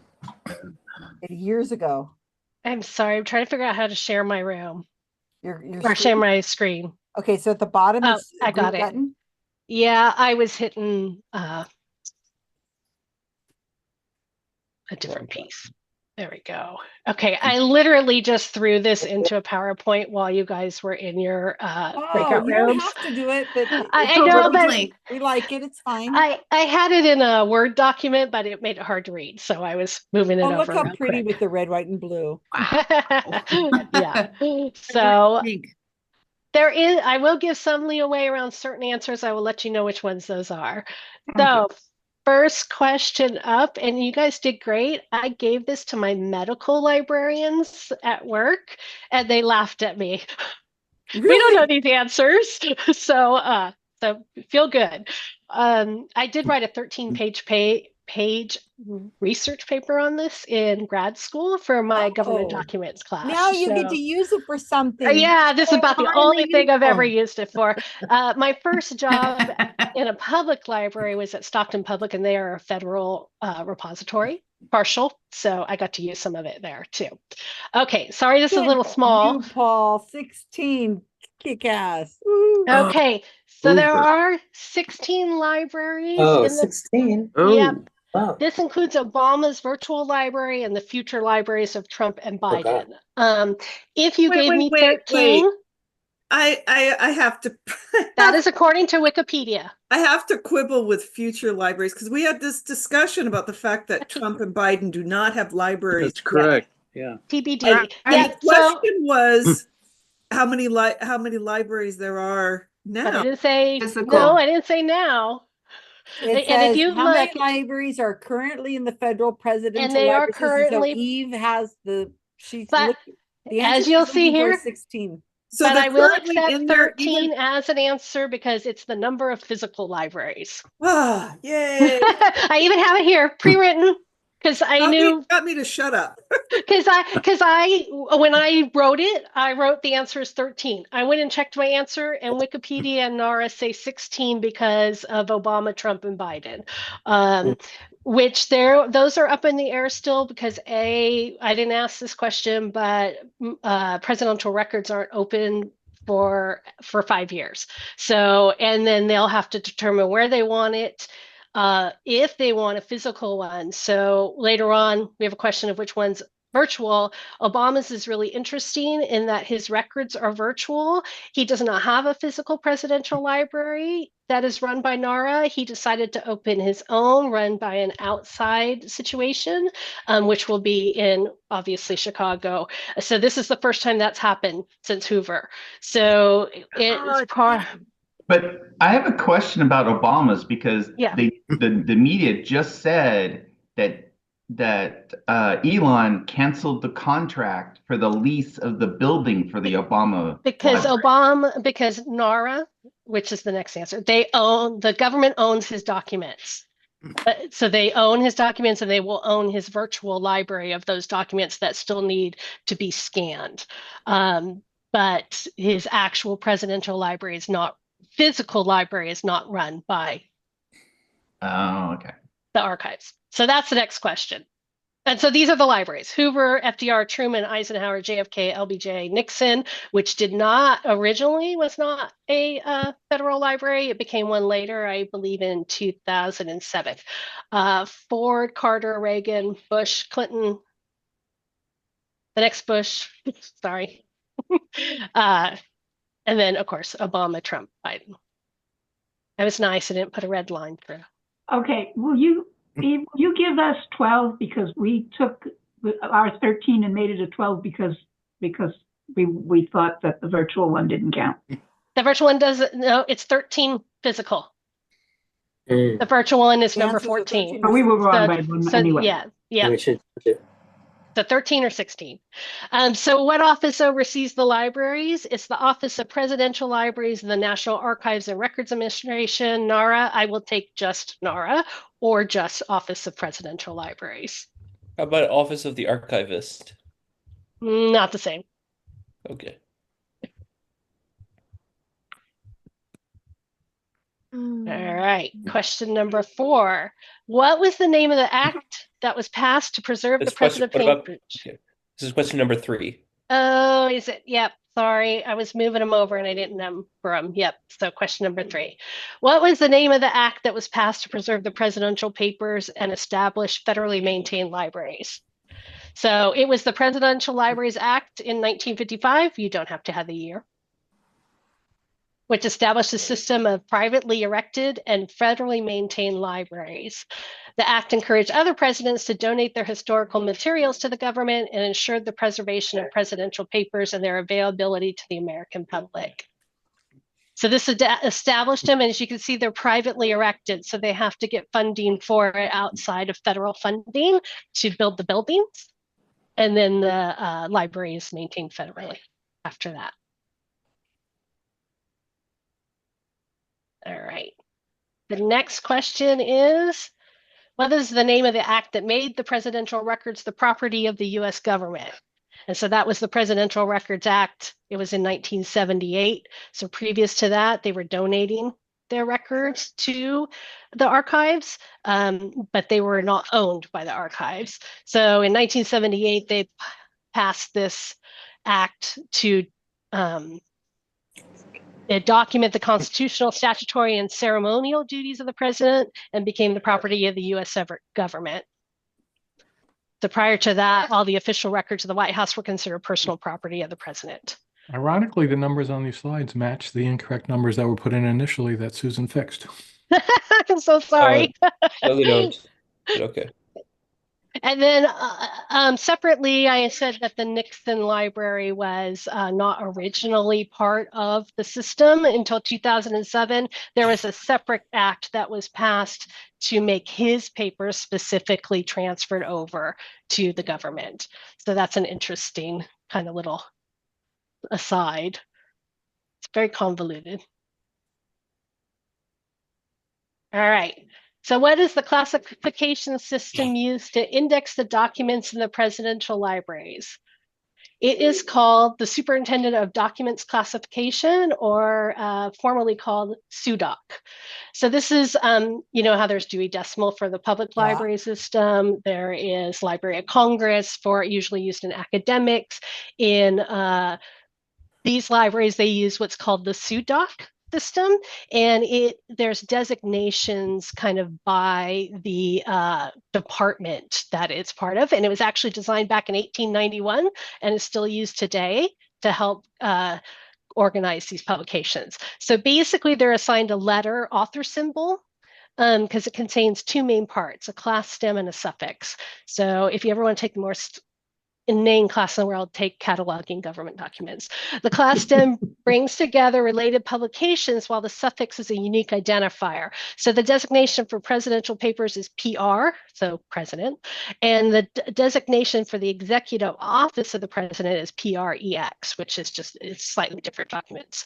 So if you want to know what that looks like, I have an image of one. So this, in this case, C stands for the Commerce Department. 3 stands for the sub-agency, which is the Census Bureau. 186 is the series title, Current Population Reports. This number is the document title, Poverty in the US, and then the year is 1999.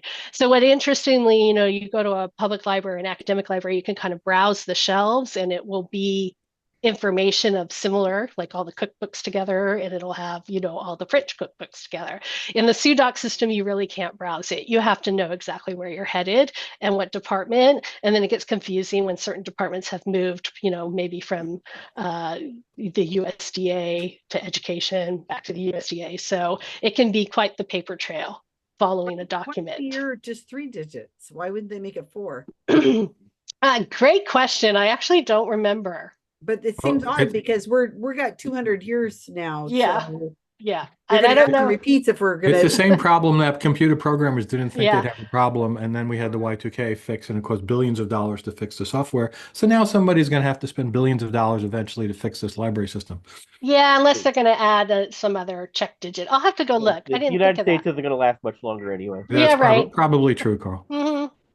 And plus, he's just gonna, yeah, he did put on that long list of people saw that they were trying to sell the buildings. One of them was this old furniture warehouse. That's what the building was originally. That now holds the Obama papers because Ugh. what they do is usually move it close to where the library will be built so that they can have the documents readily available, and then the archivists start to archive them. So they were originally removed there when Obama hadn't yet decided whether his library was going to physical piece of the library would be under the archives or if he was going to build a standalone. So those papers are still there and haven't been moved back to Cruel fuckers. DC. Cruel fuckers. Yeah. Yeah. And of course it's his, right? Not anybody else's. So the next question is, which president has the first digital library without a dedicated federal facility? So like I said, it was Obama. In 2017, President Obama and NARA announced plans for the first digital presidential library without a dedicated federal facility. The Obama Presidential Center is not part of the presidential library system. So while NARA will preserve the physical documents, the archival materials will be available digitally and then displayed at the privately operated Obama Presidential Center. So the physical papers won't go there. And then he'll obviously have his own museum stuff that he displays. All right. So which president was first to announce plans for a presidential library? Roosevelt. Oh gosh, I saw Hoover on that other list and I thought, shit, I got it wrong. Okay. So Roosevelt announced plans for a new type of facility, a presidential library, on December 10th, 1938. An organization was chartered to raise private funds for the construction of the building on Roosevelt's Hyde Park estate. On July 18th, 1939, Congress passed a joint resolution accepting the new facility and agreed to operate it as part of the National Archives. The Roosevelt Library was turned over to the federal government on July 4th, 1940, and dedicated on June 30th, 1941. Truman's library actually was dedicated first because it got built faster. But he was the first to announce it. So it was Franklin, not Teddy. Yes, FDR. And so then the next question was, which presidential library was recently in the headlines because they had to close for a day due to the Doge layoffs? It was JFK's presidential library. They were unable to admit people because all the employees who knew how to run the ticketing system were laid off. And then they opened the next day for free because they still didn't have anybody to work the ticketing things. And now they're having to cross-train the archivists and the librarians. That's a real money saver. Yeah, who have master's degrees and because they have no ticket PhDs. takers. Now they have to learn how to take tickets. And now they're going to have to take their highly paid archives, well, not highly paid, but they're compared to a summer worker taking tickets to work the system because they have nobody to do it. Stupid. Stupid. And let's just point out that the only library that got closed was not a Republican library. Oh man. Where is the JFK library? Where is it located? It's in Boston. It's in Boston. I've actually been to it. It's incredible. I've been there. Yeah. I've been to, I think, 3 or 4 of them now at this point. I would love to go to all of them. Yeah. So there's an effort out. Peggy wants to go with you. There was some conversation about whether putting it in the Kennedy Library or somewhere else. Anyway, or somewhere separate, probably end up somewhere separate, but there's a lot of fundraising going on and so on for a museum of the Peace Corps experience. Interesting. And what's Kennedy's successes, and there is an oral history project. I was interviewed for it of interviews of former Peace Corps volunteers and their experience. And my understanding is that was housed in the Kennedy Library. It might be. The libraries house a lot of other collections that are like I don't want to say tangential, but associated. So I know there's one that has a bunch of a famous author, not Steinbeck, but some other author. And then of course, because it's a museum, like Air Force One is at Bush's library. So they do have other collections that are associated. And then how many pages has textual materials? 269,101 113 cubic feet. I mean, I think that's million. I'm That's sorry. not pages, are they? They're cubic feet is a lot of pages. Well, yeah, well, that's the only way they can measure it. I know. I guess maybe. So I realize that in the way it's written, you guys were probably thinking physical pages. Well, it does say over 600 million. Right. So 600 million pages. And it's measured in cubic feet. 20 million photographs, 20 million feet of motion picture film, 100,000 hours of disc, audio tape, and videotape. Wow. 500 terabytes of electronic data and close to 750,000 museum objects. Many of these items have not been fully cataloged. And of course, a lot of them have not been digitized. Mm-hmm. So you must 600 million. You have to give a range on this question. Yeah, within 500,000. 500,000 of which number? Of 600 million. Yeah. Because it says over, and we have well over that. You put 200 million. That's just the love letters to Putin. We Peggy, we may have won by Price is Right rules because we're below the number. Went over. Oh, are we gonna do a Price is Right? Who got closest? Whatever you decide Without is going fine. over. We're gonna do within 500,000. Okay, she's got it. So we all do. That's good. If you need to be decisive like that, shut us all down because we're idiots. And so, which state I has the told her most to. presidential libraries? Texas has 3, and California has 2. Yes. We got it. We reasoned it out. That one. Yeah, right. I was home and trying to put some in that if you knew your presidents. And I heard you guys going through the list of presidents trying to counter because I knew some of the other things like the acts and stuff might not be like. So Ohio had the most presidents, right? So they don't have libraries over there. Right. Well, so there are presidential libraries, not 40. Yeah. Where are we now? 47? Yeah. So the thing is there are presidential libraries that are not federal presidential that's libraries. what I was wondering about that. And that's why I kept using the word federal to be very, precise, because there are like Lincoln has a presidential library, but it's run by the state of Illinois. So there are other libraries that call themselves presidential, but they're not run by the federal government. Okay. Very good. So I guess we're going to give this back to the states too, right? At some point. Isn't that how we deal with everything federal these days? Axe it or give it back to the state. Oh God. So that'd be interesting. Just eliminate the Constitution, just throw it all back to the states. Right. I apologize to our Canadian friends for my very USA focused. You're used to it by now. Well, I feel like I learned quite a bit about you this. Yeah, that was interesting. You're a real nerd. I didn't realize that. I am. It's just in certain areas. Even my I put this out. Librarian. I mean, that was a very nerdy category. It was. When I sent it to my librarians, they're like, "Oh, I don't know why this is kind of cute that we just learned this about you." Well, let's look at what our scores are, and maybe you'll be able to go back to your people and say, "Look what my team, this team." Eve, I think you mentioned which library that is behind you, but it's Bush. Bush. Which Bush? Which Bush? George. They're both George. Which George? Not W, just regular. 1 or 2? 1, I believe. HW. Yeah. George. I just stole it. I was trying to make it just generic, so it wasn't look like a specific one, but it is one of the Bush libraries. So here we are with our scores. Let's see how we did. So team number 1, Republicans loved Trump's speech. They said it went all right. We had 4. Okay. And then I gave you Robin at the last minute. Torque, 2K,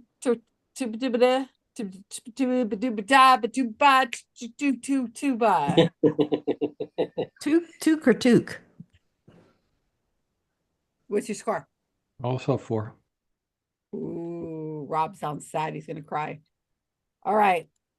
Multiplication in the third braid group. 6. Whoa. And we want nickel back, but we don't want nickel back. Also 6. Whoa. Okay, You got that's an really average of clever. 5. That's very good. That's very good, Eve. I like that. What I need to know is whether Paul Tompkins got Sudoc system, because we had a 20-minute conversation about it. No. Like weeks ago, way before I think even He was trivia. thinking NASCAR. You were That's what I told him. thinking- He can't be mad at me for not knowing NASCAR and not listening because he didn't Hey, listen to Sudoc. But I got 2 of the other questions. He Good did well. job. He did know. He did a lot more. And then remember, we talk people out of stuff. So, you'll have to listen to the video. No pressure, Paul T. But she's got the video of listening to you talk about it. So, Yep. all right. So let's take our photograph. Too bad. Vincent. Well done, Eve. Yay! Yeah, that was good, Eve. We liked nice, it. Nice and different, just the way I like them. Okay. Oh, thank Good you. job. Good. All right. Too bad. Where is the people? Okay. Where is my mouse? I plugged it. Not I again. Put it back in. Not No, again. it's been acting up all day. Oh, Now it's all of a sudden working well. Karen. Okay. All right. One of those trans mice. Ready? 1, 2, 3. Say trans mice. Okay. Got it. All right. So 5 minutes, y'all. We saying goodbye to anybody? Trans mice, like what's behind my head. Is that what that is? That was the craziest thing. 0306. Okay. 5. Okay. Few minutes, not long. Oh well. You leaving us? I guess I'll sign off. Oh, you know where we are. Right.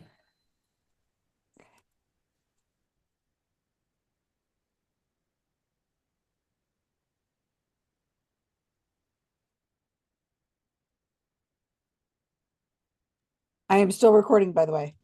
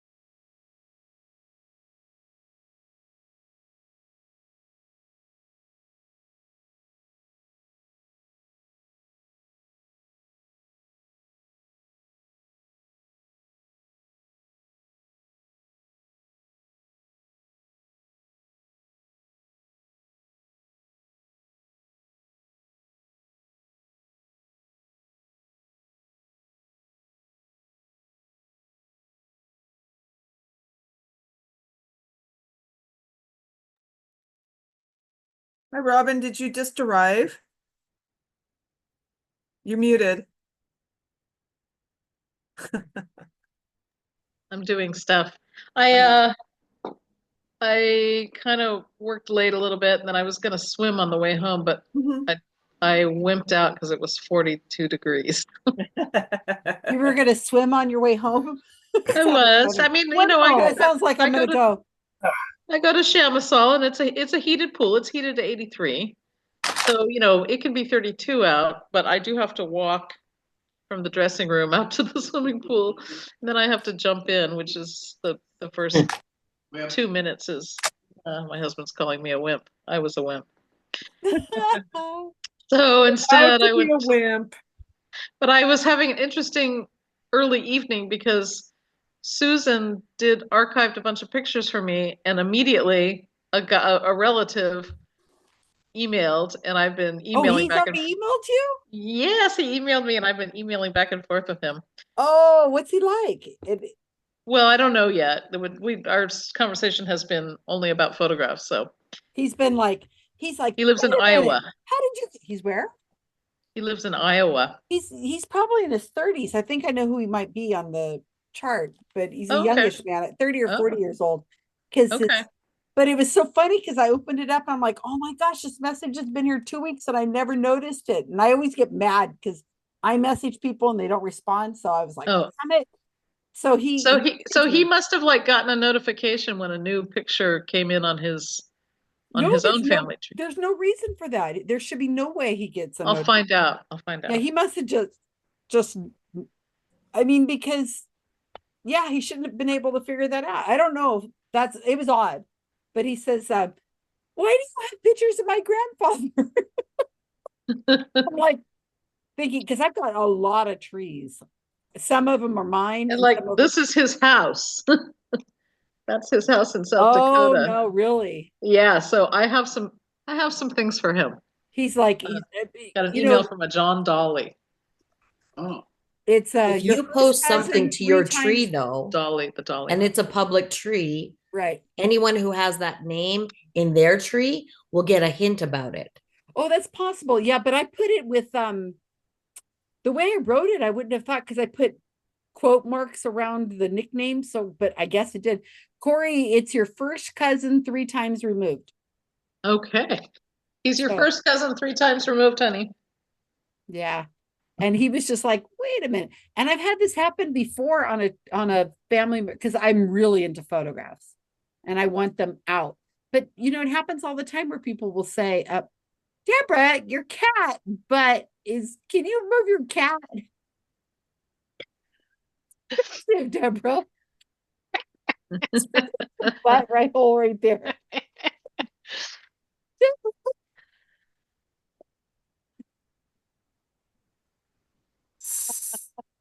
Wait till you look at this video. You're gonna be like, it's just his cat butt. Anyway. And I have more, Susan. I only gave you a portion of what I got. Oh dear. So we got to try to find your grandfather's photo. That's really fun. I know. Okay, so when I come over, you got to show me how to do this. I'm just gonna have to spring for a damn subscription. I was telling my genealogy class, look at her cat, right? So this is interesting because my husband's family is associated with the Little House on the Prairie books. This guy, John Dolly, who emailed, his great-grandmother was Florence Garland, Laura Ingalls Wilder's teacher in the one-room schoolhouse in De Smet. So if you're into Little House on the Prairie, Robin's husband is related to all these people in the book. It was very interesting putting together the family tree, but all of the family was interesting. It wasn't just them. It was interesting. You'll see when you come right here is a picture with a teepee. Oh wow! I'm interested to see the remake they're going to make and. Oh no! Really, they're going to remake it? Yeah, and I know there was complaints about they better not make it woke, and the woman who played Laura Ingalls came back and said it was like the most woke show ever. We dealt with racism, we dealt with adoption, we dealt with abuse, it really was for its time period very forward thinking, the TV show. So she just Melissa Gilbert just said, F off basically. Which was great. All right, so we should be coming back from our 5-minute thing. Her cat is still here. Carolyn has gone, right? Yeah, I think she's gone. Did she zip out? Yeah, I was about to say goodnight to her because I saw in the post that it said she was leaving, but then I'm looking and I'm like, well, she's gone. So I wanted to sing to her. Is it her birthday? Tomorrow. Oh, well, damn her. And Ramirez is on Sunday. Well, somebody remind me next week that we got to take care of that. Because I think it might not be a coincidence that the people who we would be singing to purposely are not here. They know that we'll catch up to him eventually. Susan. So somebody remind him. Somebody remind that's a thing. Okay, so we're back, right? So Kyle, why don't you start out? All right. Well, this week on Data Skeptic, the latest is an episode called Organizational Network Analysis. So I talked to this researcher who built some software that looks at companies and gives you interesting insights about the structure of that company and what a good structure looks like. Because you could imagine, like, the CEO can't talk to all of his employees. That would be impossible. So what are some of the statistical features of an organizational network? And that's this week on Data Skeptic. And I'm going to see you tomorrow. Is that right? You and Brandy? Oh, yeah. Yeah, we're driving down tomorrow. Oh, you're driving. I thought you would. Oh, I guess you're not that far, huh? Are you staying where we're staying or someplace else? Yeah, Oh, same as you. Oh, awesome. Deborah, In your room. Deborah's cat. Did you hear that? Did I hear Kyle and what? Brandy are driving down tomorrow and they're going to stay at the same hotel we are. I don't know what hotel we're staying in. Well, it doesn't matter. You're in the I know car. because I'm with you. So yeah, I think it's a Marriott. I think it seemed like it was close-ish, and it was only $18 a day for a car as opposed to $50-something a day for a car. Oh my gosh! I know. Yeah, seriously. So, excellent. So you're going to be talking about an update on the missing 411. That's right. Yeah. It just won't go away, huh? Kyle is one of the most hated people in the missing 411 world. It's hilarious. I mean, we used to get so much vitriol because he did a talk on missing 411 a long time ago for our Monterey County Skeptic Camp, and that video is the only thing that gets any views. And every so often I get hate mail about it's like God. I interviewed Kyle on video for Skeptical Inquirer, and we talked quite a bit about that. So if anybody wants to watch that, you can look it up on my channel on Skeptical Missing Inquirer. 411. It's going to be really interesting this weekend because we've got me talking about psychics. We got you talking about missing 411, and we've got Jaron there talking about the flat earth community. I can't imagine they're going to be outside the door trying to get all of these haters. And they're going to be like, I'm here for Jaron. No, I'm here for Gerbic. No, I'm here for Kyle. They'll be like, wait, which one's yours? I can't. Oh, this one. There's going to be so much animosity. I'm going to have to remember that. That's going to be hilarious. Oh, and then there's Ross Blotcher, who's probably got every kind of hate after him anyway. So is the Skeptic Camp going to be live streamed? No. Is it going to be recorded? But I'm bringing my camera to record, and I think they're going to try to record. So yeah, it should be okay. Hopefully, all the videos are up that for the Bay Area Skeptics. That was Super Bowl Sunday are out, as well as Monterey County Skeptic Camp. But I don't see people watching them, so you need to get over and watch them. I just posted the link if anyone wants to hear the scoop and the inside deal about how much Kyle is hated. It's in that interview. Nice guy too, but whatever. Oh, it just went right off my head when I was just about to say somebody different. Let me look here real quick. Me? Yes, Kat. Actually, I wanted you to say something about what you wrote just recent. No, maybe you shouldn't. Let me mute. Mute. Because I don't want your name associated with what you're going to talk about. Oh, okay. You actually didn't pause it. You stopped it. Go ahead. On the Skeptic Zone this week, I am interviewing Annie McCubbin. So that's really cool. The last episode of that'll be a week from Next now. week, Sorry. yeah. Delete that from the recording. The penultimate I ain't doing nothing. The penultimate episode of the radio play that we've been working on will be in there. Adrian and I went on a ghost hunt yesterday, and so in Edmonton. More to come on that. I'm so jealous. I want to go. It was really fun. The kids had so much fun. It was really fun to see the grown-ups had fun too. enthusiasm. What was that? Sorry? The grown-ups had fun too. Oh my You guys look exhausted. What the heck? I'm tired. I'm tired. Look at Kat. She's like just always. Well, it's because Kat talks so much, and she kept me awake until late in the morning. It was only 2 o'clock in the morning. I never said a word. No, I'm also having a reaction to my tracheal Yeah, she injection, gets so that I'm surgery not this doing week, well. right? The injections in her throat. So, I'm amazed. I was surprised she was coming on this, but she's a trooper and Is a trooper. she interviewed some kids. I interviewed kids. It was really fun. It'll be on the Skeptic Zone, right? Yeah, it will be, but probably not. Well, it won't be this week because Won't be this week. the other thing that's on the Skeptic Zone this week is hopefully, as far as I know, the Mandela effect. Kat and I revisit the Mandela effect based on Simon Dan's Mandela effect conference that we saw on YouTube. And we manifest a have- special guest. Yeah, we manifested a Did you special get guest. Coleman on? That'll be good. We did. Awesome. He is so fun.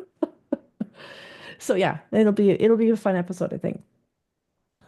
Plus the dice game. Gotta Looking listen forward to the dice that. game. 555. I've been doing really good. That 5 keeps coming up. I'm telling you.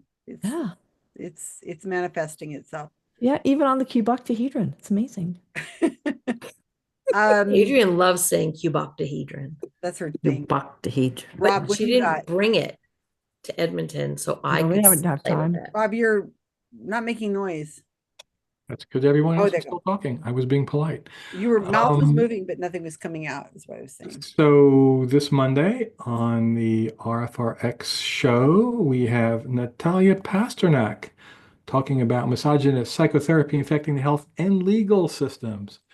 And it's going to be a really interesting talk and interview. And if you attend live, you can ask questions and engage with Natalia. And she's just a joy to talk to. So here's the link if people are interested. Tomorrow, I'm actually recording an episode with who might have been the same person Adrian and Kat were talking about. Because he's doing another video at my recommendation about a topic, and he decided to include me in it. So we're doing a Zoom session where he's going to record something to put on his latest video. Yeah, it's fun. He's fun to work with. Oh, can I talk about We Can Reason a little bit? Sure. So We Can Reason tickets are on sale, and that's our Western Canadian Reason Conference, May 2nd through 4th. And the speaker list is amazing because we have someone named Susan Gerbeck who's going to be coming to do a talk. And no we idea have Boris Valkai and Seth Andrews and Eugenie Scott.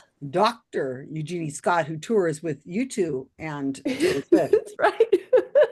And Rodney Schmaltz, who I went up to do the talk for at MacEwan University. So he will be one of our speakers. And I guess I'm the MC. I keep forgetting. Should be a lot of fun. And we're taking, and Deborah's going to go and a bunch of people. Yeah. Good. Looking forward to this. It's going to be fun. And I also want to mention, don't forget, there is going to be a Skeptic Camp. And Eve, did you want to say something about the Skeptic Camp on Lodi? Yeah, plans are really coming along. If you look, Carolyn put in the Eventbrite link further up. I'll just put it again. If you want to go see what some of the talks will be about, mine is not in there yet because I'm running behind, but we got some really interesting ones also. So we're looking forward to it. Hopefully we'll get some people registered. It just went up on Eventbrite and we're going to start getting out flyers. We had a really cool flyer, helpful design from our friend David Diskin. So I've been mentioning it at different places too. And Awesome. I will be speaking. At least I hope I am. Yeah. Am I on Oh, yeah, this list? that's Susan, that person I hadn't heard of before. Is it in here? It is. Oh, there it is. Okay. Yeah. You're Plan there. talk. You're there. Well, I need okay. I can't come up with a fun name for my talk. Put it in chat GBT. I have been. I still can't come up with anything. So I'm running behind. It's okay. It's okay. Because we're doing the LA one this weekend. So whenever I come back from that, we'll start on the next one. So Try just taking the name of your talk and putting Harry Potter and the in front of it. Yeah, well, there you go. Harry Potter and the whatever the name of the talk is.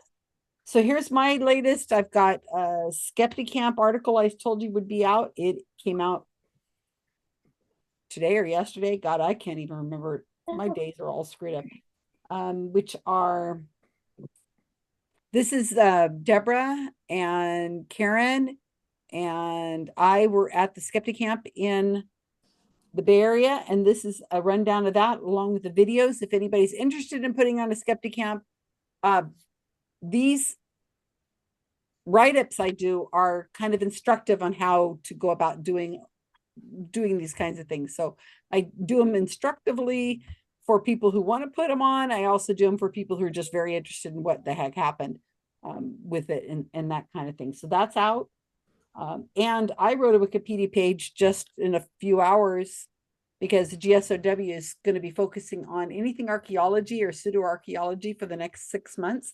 So I just randomly picked a book that had a review, and I wrote this just a couple hours last night and a couple hours today, and I made a live video of how to write a Wikipedia page also. And this is a book about, she's a paleontologist, archaeologist who has written about children in the Ice Age and what it was like to be a child or a teenager or adolescent in the Ice Age, and how important they were. And it was fascinating, all the information I learned. And I just did a few hours of research, not a lot. So she has a this book has a Wikipedia page. So it's a book. I wrote a Wikipedia page about a book, and I learned a lot. So keep in mind that I may do a category on it someday, or at least what the Pliocene children, or I don't know. It was very interesting what was going on in the Ice Age. They had musical instruments. That was very, very interesting that they played with toys, they played tag. Interesting things they know about children and childhood and playing in the Ice Age. Just not a topic that I would have thought of before. And the last thing to mention is, unless there's something else, is that we just got news that Joe Nickel died. I think he died a couple days ago. I've already updated his Wikipedia page. It's really something that we have to do, but it's a heart sad thing to do, to have to go and change everything to past tense and add a death day on a Wikipedia article. But I did that for Joe Nickel as soon as I found out that he had died, and I received a citation. So Joe Nickel was very important in the work that we do with GSOW, because he, along with people like Ben Radford, have written so many really good articles about topics that are very unusual, but they're paranormal focused. And because the way he wrote them with the information he did, it allowed us to update lots of Wikipedia pages on some very obscure topics. And so, he's somebody I've known for a long time. And Karl had put up a picture of him, and there it is, him and Mark Edward. That's my partner, Mark, on the left, obviously. And they were both magicians. So that was a picture, I guess. I thought I'd taken it, but I guess if you put it up, Karl, you took that. Oh, that's my picture. I took it. Yeah, we were both at the same place at the same time, so we have similar pictures probably. Yeah. So very sad that. Yeah. Anytime those two guys are standing next to each other, they just start doing magic tricks spontaneously. Yeah, they had a very interesting relationship. I don't think he liked Mark very much, but no, he didn't like Mark very much because Mark worked as a psychic, and Joe could not get over that. But yet they somehow managed to get past it. And that's that. So that's my Mark Edward and Joe Nickel, who just died a couple days ago. I have my wooden nickel from Joe. Oh, so you met him? Yeah. Where'd you meet him at? A conference years ago. Oh, he came up to Canada? Yeah. It was either Vancouver or Toronto. I can't remember that's which. Wonderful. I have a wooden nickel somewhere. He signed my book, and I got my wooden nickel's just right over there. I look at it every day. Oh, I have a bunch of his books, and the wonderful thing about his books is if I ever get time, I could just go through the books and just use them for sources for various Wikipedia pages. In fact, we were able to rewrite the spontaneous human combustion Wikipedia article based on a lot of the work that he had done. It's one of our most viewed Wikipedia articles is spontaneous human combustion. Can you believe it? I think it gets like 100,000 views a year or something like that. It's bizarre. All right, so that was a long-winded, a lot of something. Okay, so I got a medical announcement. So Dr. Andrea Love was our guest on RFRX a couple of weeks ago, and mostly during the Q&A, which actually didn't get recorded, we talked about measles, and she just posted this on Instagram, I think it was today, and it might apply to some people here, and you should read it. I'm trying to talk my wife into I'm it. sure I've got my MMR in the last few years. Yeah. So I think I know I'm good. But yeah, so you should have an MMR. Yeah. Yeah. Okay. I think Karen was also posting a lot about that too on Facebook. All right. So I have my appointment next week. All right. I remember having the measles. So Well, Ditto. or are you sure it was we're the old, measles and it Deborah. wasn't German measles? Because we I got into this I conversation. think I had that too. That's probably sort of right after R that. is for rubella. Yeah. Rubella is German measles. That's German measles. Yeah, Yeah. that's what I was saying. German measles is rubella. No, I think I Measles, had mumps, and them- rubella. Which I is was actually home for like nothing like the actual measles. So no, I was like home for 3 weeks from school, and when I was like 8 years old. Does anybody know if I actually did have measles? I was a child. Does that mean I still need a vaccine now because it was so long ago? If you were born before 1957, then it's just assumed that you had measles because everyone had I measles. did have measles. I Then was you're born fine. before Then 1957, you're and I fine. Would did need a vaccine, You're fine. Yeah. theoretically, You're fine. if the measles stay the same. I think since what was it like? What did we decide? It was 900 AD. If they haven't changed since then, That's probably. pretty impressive. But it's bacterial, not viral. That's right. It doesn't Yeah, mutate. it doesn't. Yeah, so I mutate suggest like looking that. up Dr. Andrea's website. I mean, yeah, it's immunologic because she's got a lot of information on this. And I didn't copy the screenshot, which did say what happens if you got measles before this date, whether or not you should get a booster. So yeah, look that up if you're. Talk to your doctor if it's MMRs. not I going to just hurt talked to my you. doctor and she said, "Have you ever been vaccinated as an adult?" I said no, and she said, "Just do it. Yeah. It's better." It's like they say with tetanus shots. If you can't Yeah. remember when you had your last tetanus shot, You know, get a I was tetanus shot. just gonna say this whole measles conversation has got me thinking. Right. I know I've got my MMR. I've done that a couple times. So then you're fine.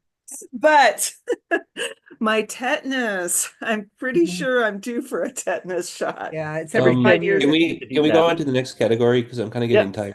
Poor Sprout. All right. We're trying to get through it. Okay. Karl. I'm not joking. I don't know. Evil overlords and head bad guys in fiction. Here we go. Hey, For who one. muted me? Nobody gets to mute me. I'm unmutable. Your kitty is so adorable, Deborah. Who played the Ming cat the Merciless in the 1980 film Flash Gordon? Number 2. Who played Padishah Emperor Shaddam Corino IV in the 2024 film Dune Part 2? Number 3. Who played the White Witch in the 21st century The Chronicles of Narnia films, such as The Lion, the Witch, and the Wardrobe, Prince Caspian, and The Voyage of Dawn Treader? Number 4. Who played Lord Voldemort, formerly known as Tom Riddle, in the Harry Potter films? Number 5. What character did Jeffrey Dean Morgan play in the Walking Dead TV series? Number 6. What film featured the character Dwayne Elizondo Mountain Dew Herbert Camacho?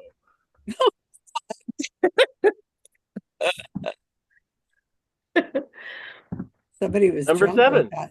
What film featured the character Roger Verbal Kint, aka Kaiser Soze?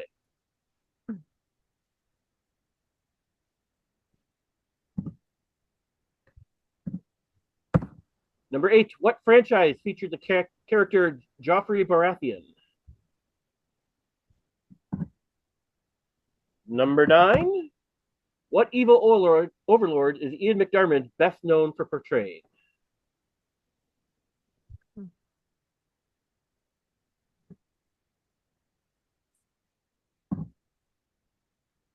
Number 10.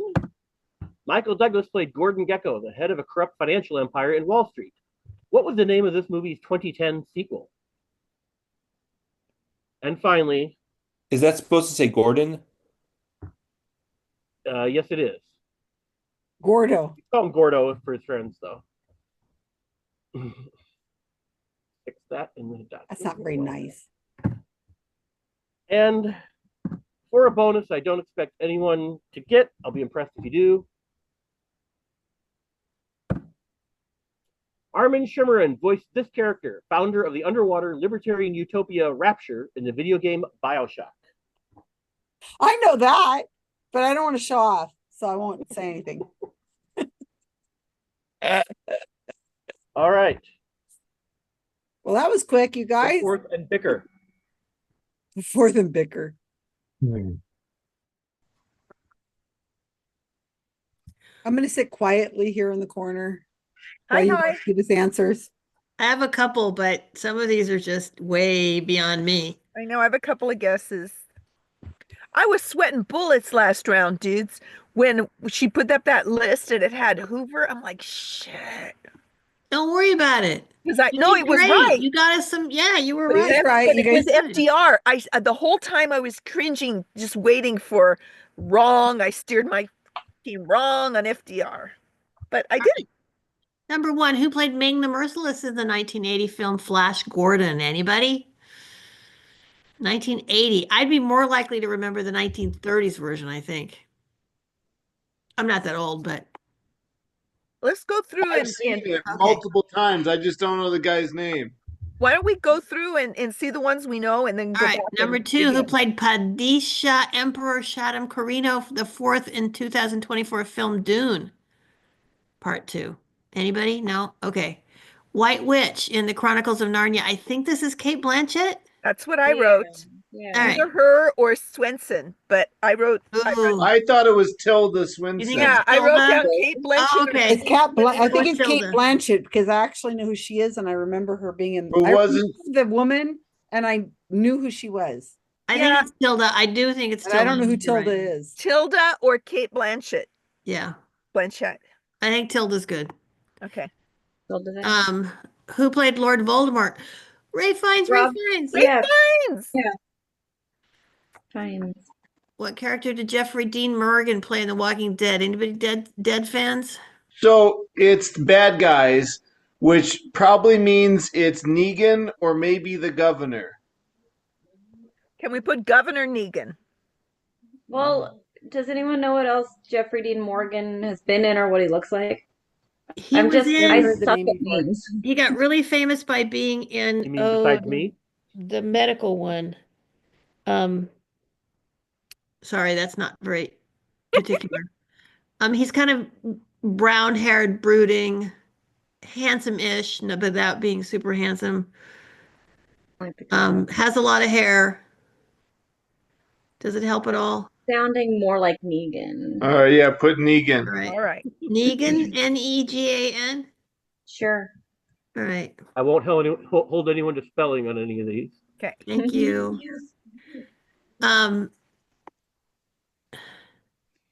Where are we? Six. Is this that Tropic Thunder movie? I didn't see that, but Oh, I like it. It's a good guess. For some reason, I was thinking that Jack Black movie. Where Oh yeah, they- Kung Fu Panda. No, the one where it was like Lucha Libre stuff. Oh. Nacho Libre. Yeah. Nacho Libre was the movie, right? I think he's right, yeah. Do But you I think don't it's know. Nacho I really Libre? don't know. I like Nacho Libre. Yeah, let's put it just so. Put that. It's more ridiculous than. Okay, Nacho Libre. The Usual Suspects is the next one. I know Got what. it. Yes. Yes, Peggy, you're right. I know what. And the next one. Anybody else? GOT. Yep. Joffrey, that little shit. What is it? Game of Thrones. Game of Oh. Thrones. It took He me was some- the real super shit. I mean, there were so many. The super Like, shit there's not a king. non-shitty character in that whole It- thing. It's kind of wonderful though. Ian McDermott was best known for portraying. Oh, he's this really kind of pasty, Englishy Scottish guy. and he was in shit. I see him rom-coms and stuff, I thought. No, he was in no, he's more like older and kind of okay. Decrepit. Okay. Evil Overlord. Ian McDermott. Oh, jeez. Was he in any Star Wars things? What about Lord of the Rings? Yeah, put Did he Lord of the in Rings. Lord of the Rings? I think he's in Star Wars. In Star Wars? Okay, so put Star Wars and pick one of them, but not the first one. I don't know the characters be a character though, very well, right? but I think he was like the head of the evil empire. Oh, the Emperor? Yeah, Okay, the put Emperor. Emperor to blah blah blah. Palpatine. Palpatine. Thank you. Oh, I like Palpatine. Emperor. I have no idea who this Ian McDermott is, so. Yeah. Yeah, I don't know who the Palpatine is. You know what? Now that you say it, I can picture his face. But I don't know what he was in Star Wars. Yeah. Is a particularly evilish, scummy kind of weird face. Okay, Gecko. Wolves of Wall Street? That's what I was thinking. Wolf of Wall Street. Wolf? Oh. But then what was the name of the movie's 2010 sequel? That I thought Wolf of Wall No, the Street. first that one the was sequel. Oh. Wall Street and then Wolves of Wall There was Wall Street. I'm guessing. Oh. Yeah. I'm guessing. Are you guessing, Brandy, or do you know? I'm pretty sure.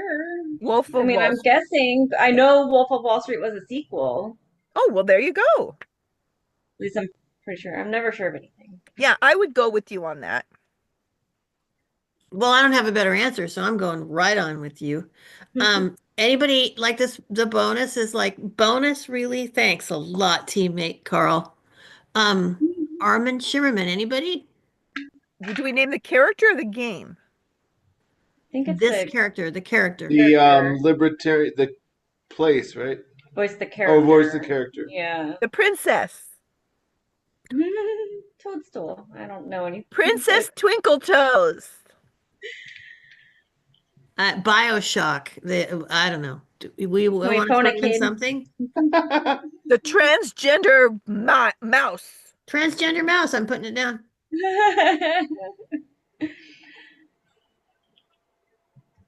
Okay, so we don't have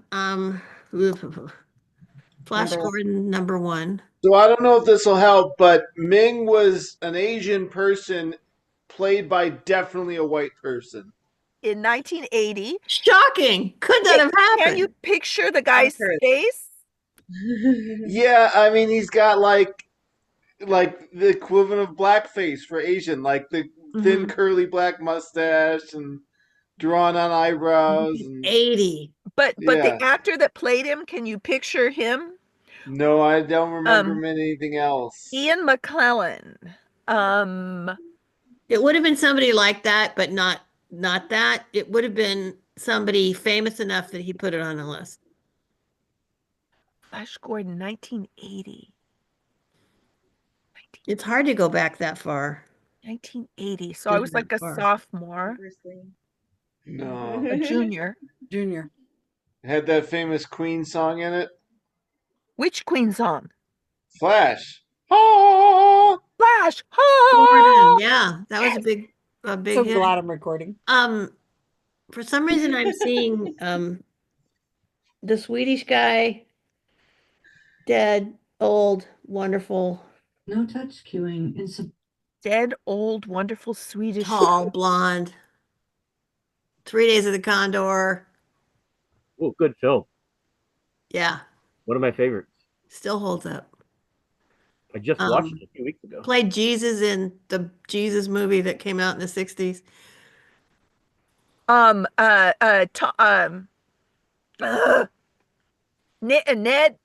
Ted? No. Ted something? No. It'll come to me, but it'll come to me when we're done with it. Played Jesus. You might not remember him for that. Hardly anybody did. Yeah, I thought that guy was Ted something. He was in Jesus Christ Superstar is what I'm thinking of. Ted Neely. No, not Ted Neely. Never mind. That was Swedish. Think Swedish. Blood, Latin flu. No, think what else has he been in? He's so wonderful and good. Wild Strawberries. He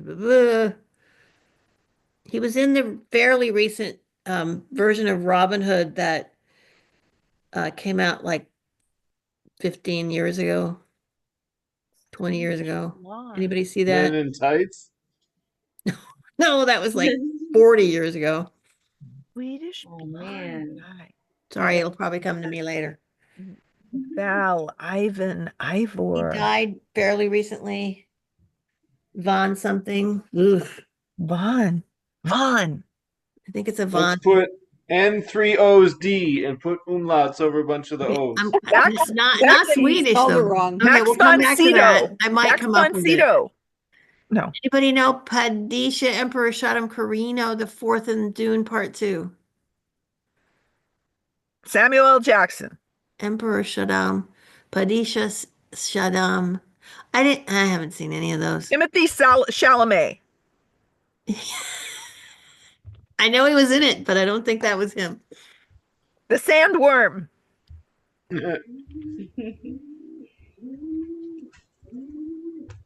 Listen to those doves laughing at us. Fuck them. Fuck them doves. Max von Sydow, number 1. I'm putting it down. All right. I think I said Max von Sydow. I didn't hear it. I thought it real hard. You thought it loud, but We don't know. We kind of followed that trail because we had no other way to go. Okay, 2024 Dune. I shot him. Samuel L. Jackson. Okay, fine. Sam Jackson. I mean, it's either him or it could be. It could be a myriad of. Yeah, it's definitely him or it's Paul Rudd. Paul Rudd. We got the White Witch. We got Voldemort. We got Jeffrey Dean. We got an answer anyway. We got an answer. Susan, why don't you venture a guess? You know bad guys. You've got to know some bad guys. I don't know any actors. I barely know any actors. I'm worthless on anything that has to know anybody who's an actor. I think we're there. Other than the, come on, Susan, you must know the bonus. Armin Shimmerman. I don't even know if I can pronounce any of that. We all know him. Him. I like the way you said that. I got a new book. Sorry. What it is? Something about Agatha Christie. All the Agatha Christie movies rated, and it gives us. I'm so. I'm like reading. Are there any X? Are there any X? My ex. No, are any of them rated X? Oh, rated X. Well, actually, there is one, but I looked in here and they didn't talk about the X part. Agatha yeah, Christie each movie, and the mystery of why I'm naked. Every movie ever done by that's an Agatha Christie, and then they describe it and discuss it and everything. Sorry.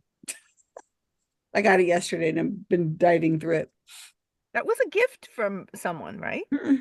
Oh, for some reason I thought that one of your sons gave you. Oh, he gave me. Sterling bought me that trivia thing that I haven't looked at because I don't want to look at it until I have somebody to play, read the cards out to me or something. Because I mean, I don't want to sit there and go. I'll do that with you.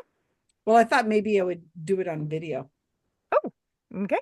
But then I got this book and now I'm all interested in that. Susan, can you live at all without doing stuff on video? Come on, have a real life. Do stuff. I have nobody to talk to. Just the cats.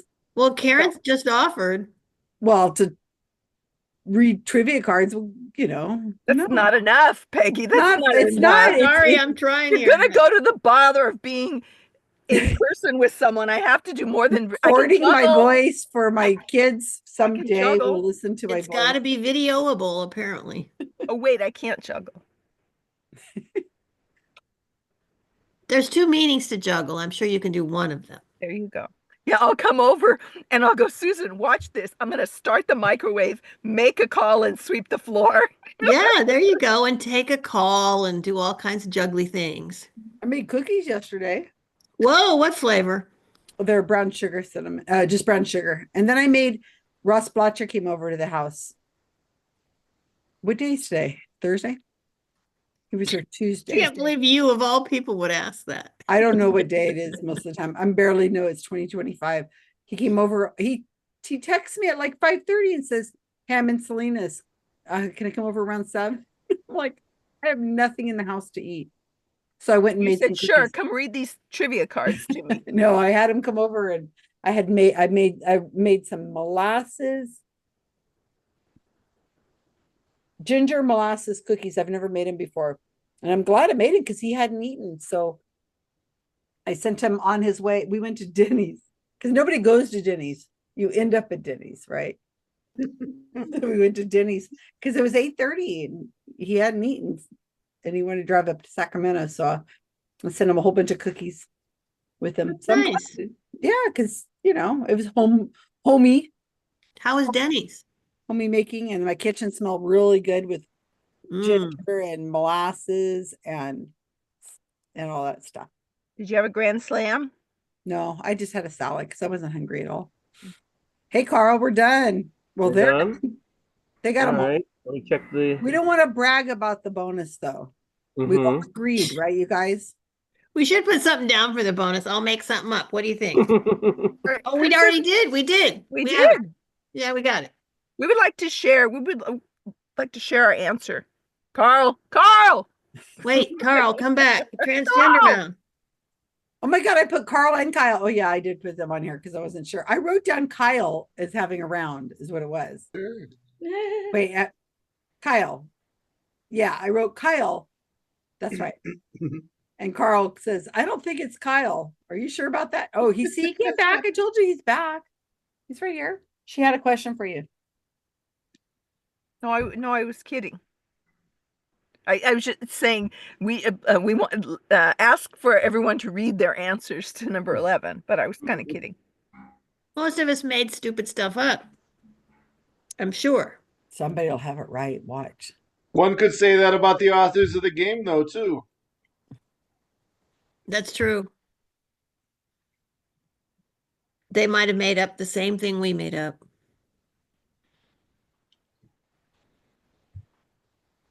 Well, the only person I expected to get the bonus didn't play tonight. Ben.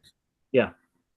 How come your cats are incognito tonight? We've had pigeons, we've had Deborah's cat, but Susan, your But cats get have it, made Deborah's no cat, appearance. but You've made you've made no appearances. But your cats have made no appearances.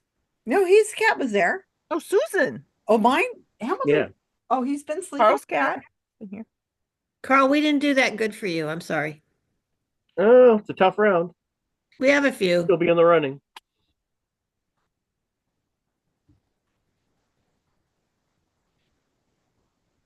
It's always a challenge to figure out how hard to make things because when you know it, it seems easy to you. Sure. Everybody knows this, if I know it. And it's this fine line between making it hard and getting into Lighthouse Punch and Judy territory versus that was too easy. What are the exact latitude and longitude of this particular lighthouse? And you have to call it by its real name. No plus or minus. Yeah. And elevation.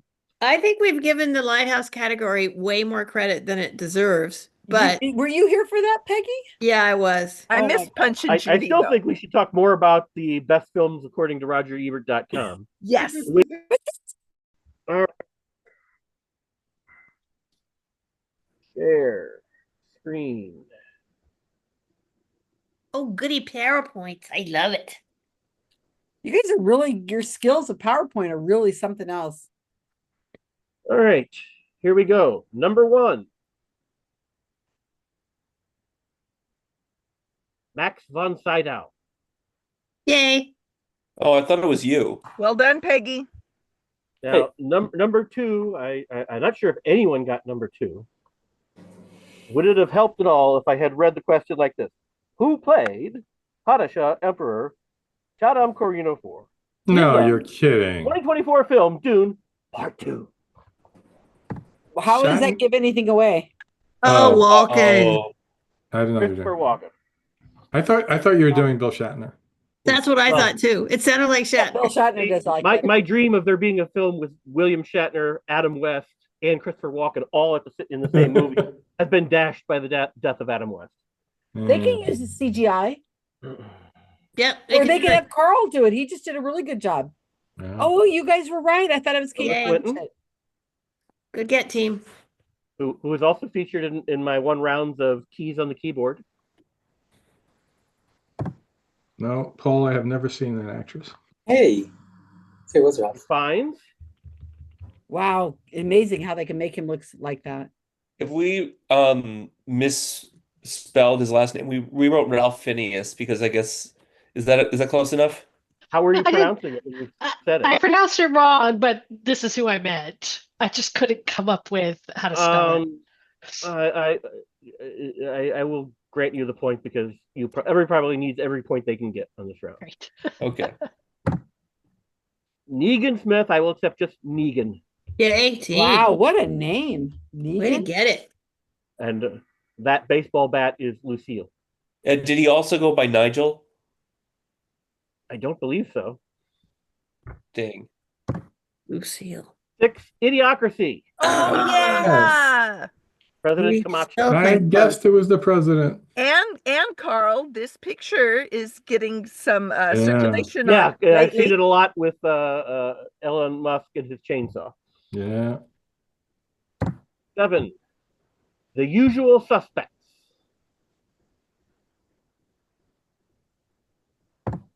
Number 8, Game of Thrones. I will also accept A Song of Fire and Ice. Number 9, Emperor Sheev Palpatine. I will accept Emperor Palpatine or the Emperor from Star Wars. Good going, guys. Number 10, Wall Street, Money Never Sleeps. Shit. Yeah. So many Wall people Street. were going for the Wolf of Wall Street. Yeah. And the bonus, which the only person I expected that would know this, Ben did not play tonight. That is Andrew Ryan in BioShock. Actually, Paul got that. Oh, Which Oh, Paul? Paul. There's two Pauls. good job, Paul. Paul, you nerd. Which one? Paul C. This one. Paul C got it? Jeez. Would you All kindly? right. Wow. Yeah, really, bravo. That was the guy who got all those questions on cryptocurrency last week. Yeah, same guy. Super nerd. I'm telling you, really, can't get much nerdier than that. Impressive. Who knows? Okay, here we go. This has been a very nerdy evening, actually. Hey. Okay, The whole That's what point people is say not. when they don't know the here I am categories. pasting directly from Microsoft Word, and look, the numbers stayed.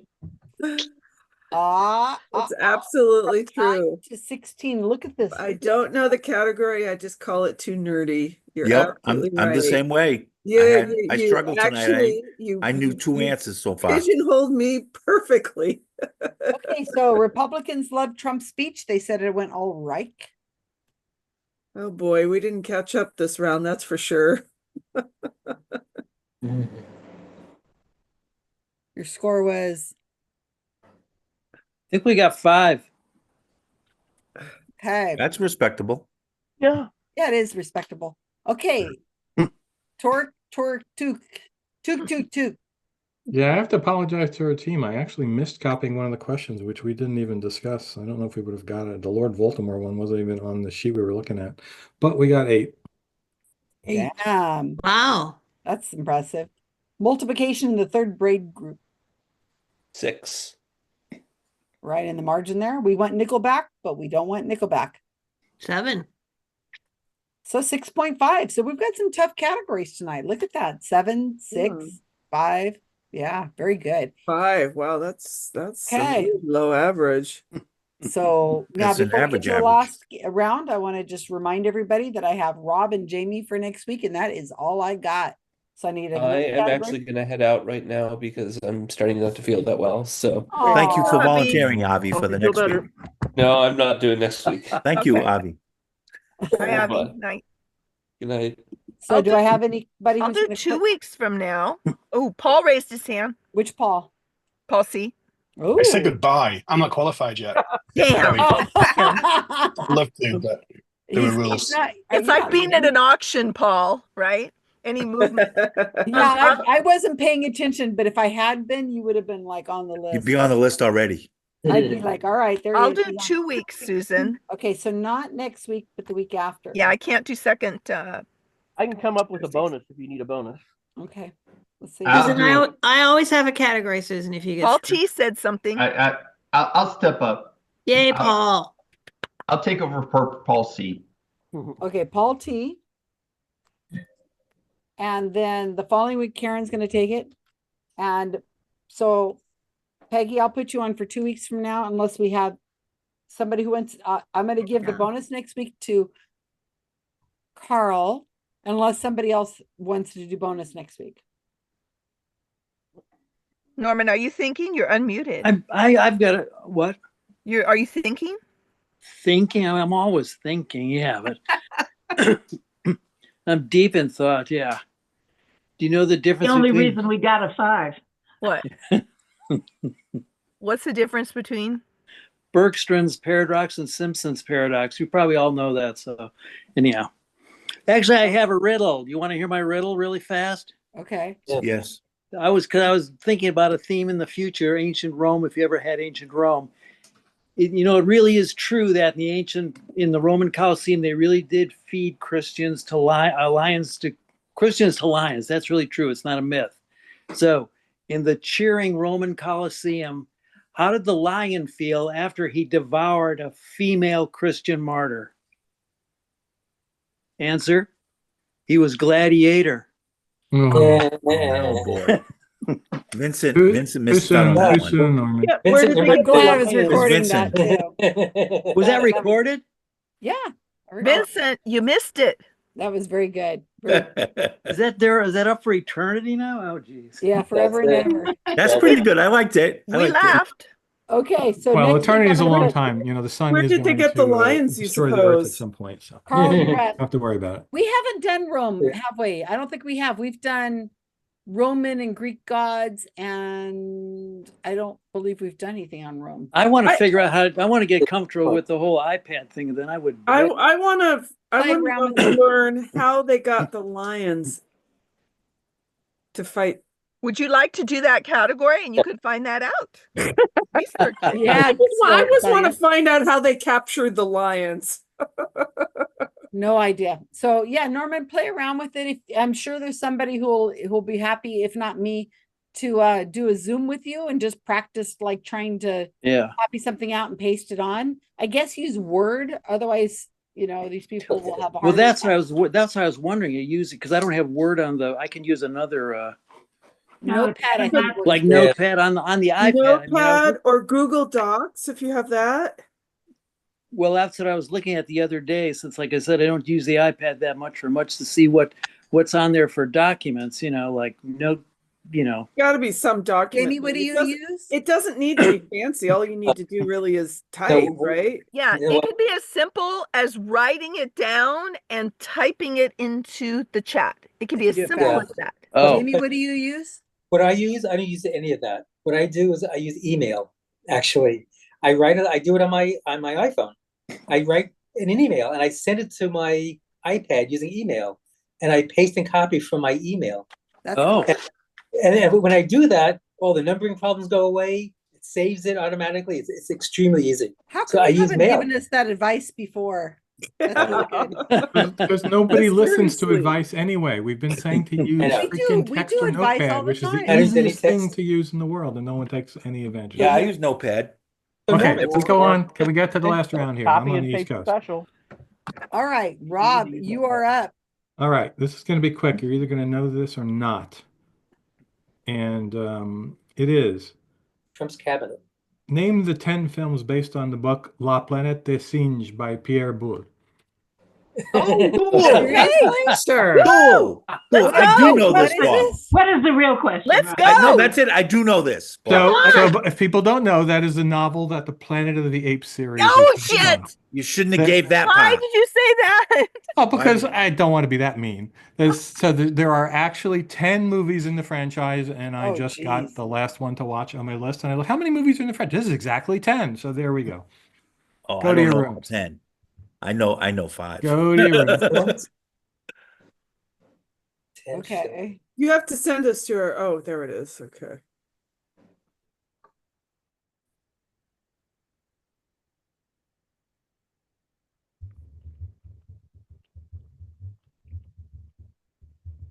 Thanks for catching us up, Rob.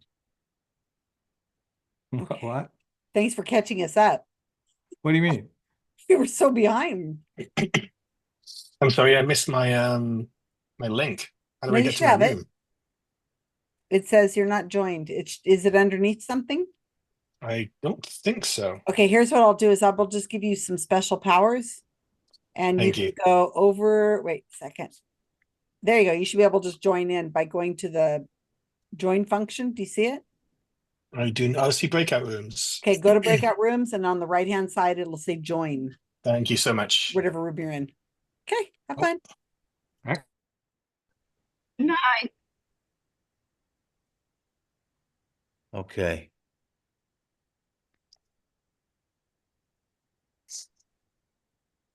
Original.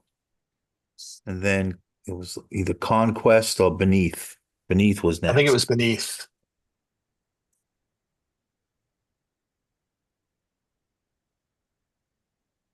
Beneath the Planet of the Apes. Yeah.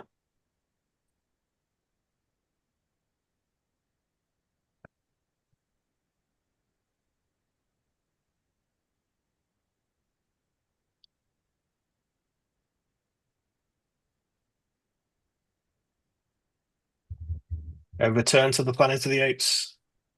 How about that?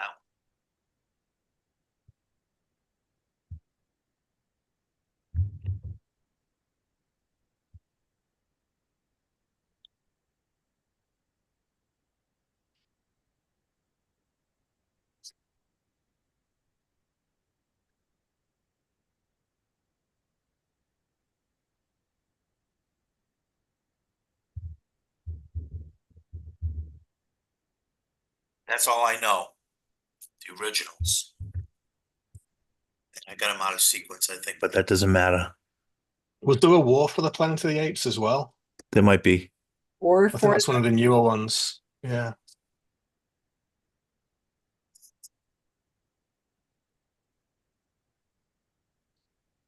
And Rise of the Planet of the Apes. Lies. Rise. RISE.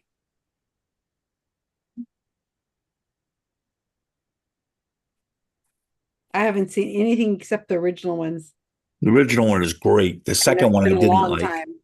The second one I didn't like. The third one I liked when they came to the Earth. Paul, are you going to come down to LA? I'm not. I can't make it, unfortunately. I'm sad. I Yeah, look forward to the recordings. we'll see what happens. It's the interactions you have with these people that's much more fun. I can well believe it. Yeah, if you can get down there, you should come down.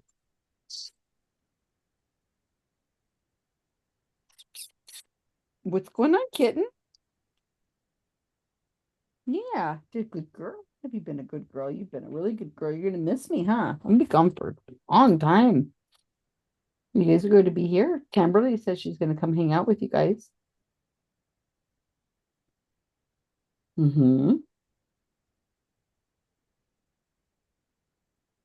Rise of the Planet of the Apes, probably. Could there be something like a revenge of something? Oh, I Not would sure. doubt if there's revenge. I mean, we should, if we could make one up. We could make titles. Son of the Planet of the Apes. Yeah, exactly. Harry Potter and Bride of the Planet of the Apes. Bride of the Planet of the Apes. The Haunting of the Planet of the Apes. Yeah, haunting. You have Haunted returned twice. Oh yeah.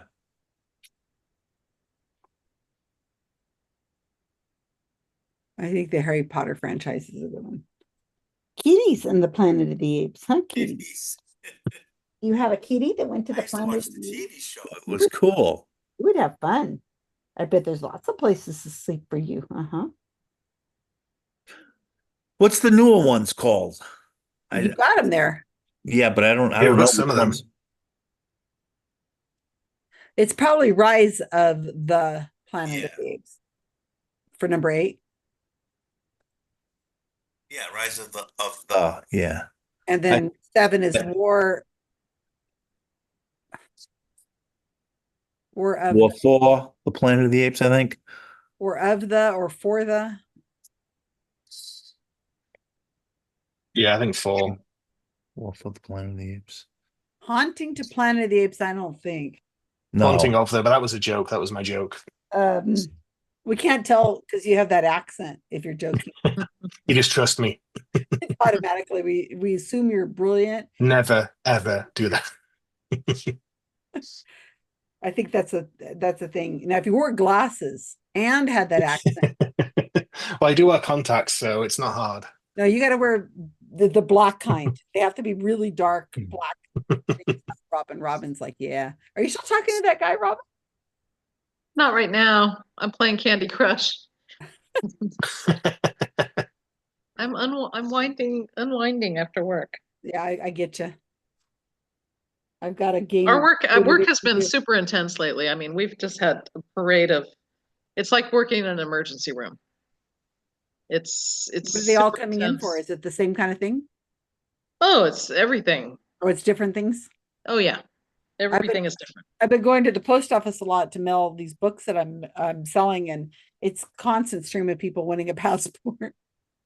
Oh, I bet. But I don't know if I'm noticing it more now or if it was always there and I just didn't really notice it. But it seems like there's an awful lot of people wanting to get the heck out of there. A lot of children I've noticed, they're saying, I didn't know that you have to have both parents when you go to Yes, and that's another thing we deal with at the self-help center is you have to make a motion to the court. If you're a single parent and you don't know where the dad is, which is common, you've got to make a motion that says you need sole passport authority, and it has to be granted. They won't let you just have a sole custody order anymore. They want more. And then my friend Lori, who has a trans daughter, who waited until the last minute, I think a week before Trump was inaugurated, her passport's already held up for, flagged to be a male. Right. Fucking assholes. Fucking hate this. I'm hating this next planning word. on going anywhere? Okay. So that was quick. Thank you for getting us all caught up in time. Yeah, We're the first actually two doing really rounds well on time now. First 2 rounds were forever, so I figured I'd make that fast. That was a really good one. I like that one. Yeah, unfortunately, I think I still made it too easy. My first inclination was give me them in order because if you don't have you have a name, but it's in the wrong order, you don't get a point. But that would have been really. That'd be really tough because I only and get everybody two would or have yelled three. at you. Because all right, here we go. Let me share my screen. We're gonna have a non-saying I'm sharing my screen day. I think we should get that. We should vote that into something. I don't know what it is. We all have to say it. Well, you have to put it on a t-shirt. All right, here we go. Ooh, we get movies. I'm gonna pause it. No. All right. Talked over my nice music, which it took 5 minutes to download. Thank you very much. I'm so sorry. I'm going to play that again just for the people on video. Shh.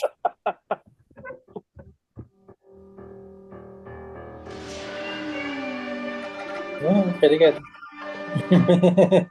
There you go. That was from the original film, the opening sequence. All right.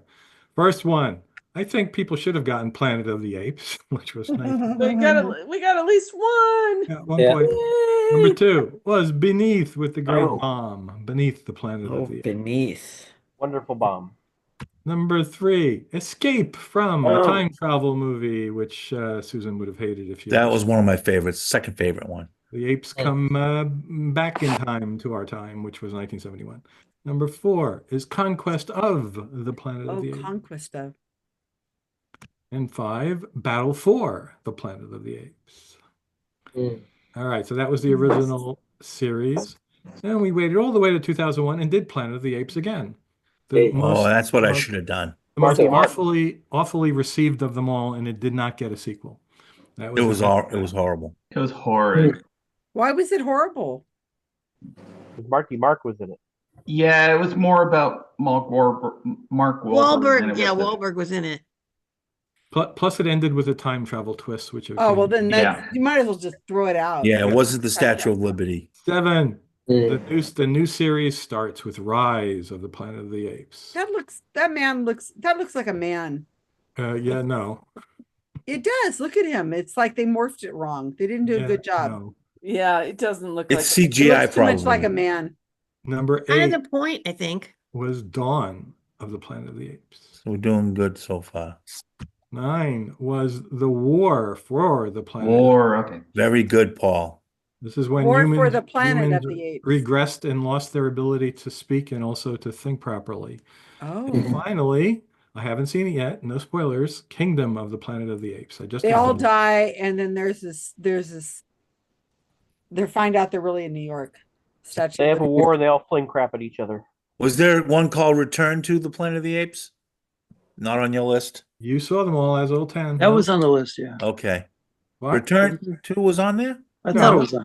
No. There's no And return. Revenge. There's no return to. And no Revenge either. I'm going to give you Revenge. here's the list in the chat. Why do the women always have to look like that? And there was no Planet of the Apes Part 2 Electric Boogaloo either. No. There's never a woman that Here's looks the like list me. in the chat. Never a woman My looks like old me. boss used They to all say look like that. Nova. My old boss used to say that Nova was the perfect woman. Oh my Who's God. Nova?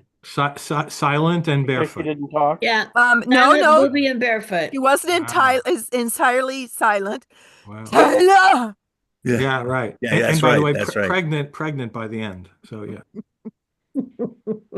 Barefoot, pregnant, always in I mean, a. seriously, that's not what all.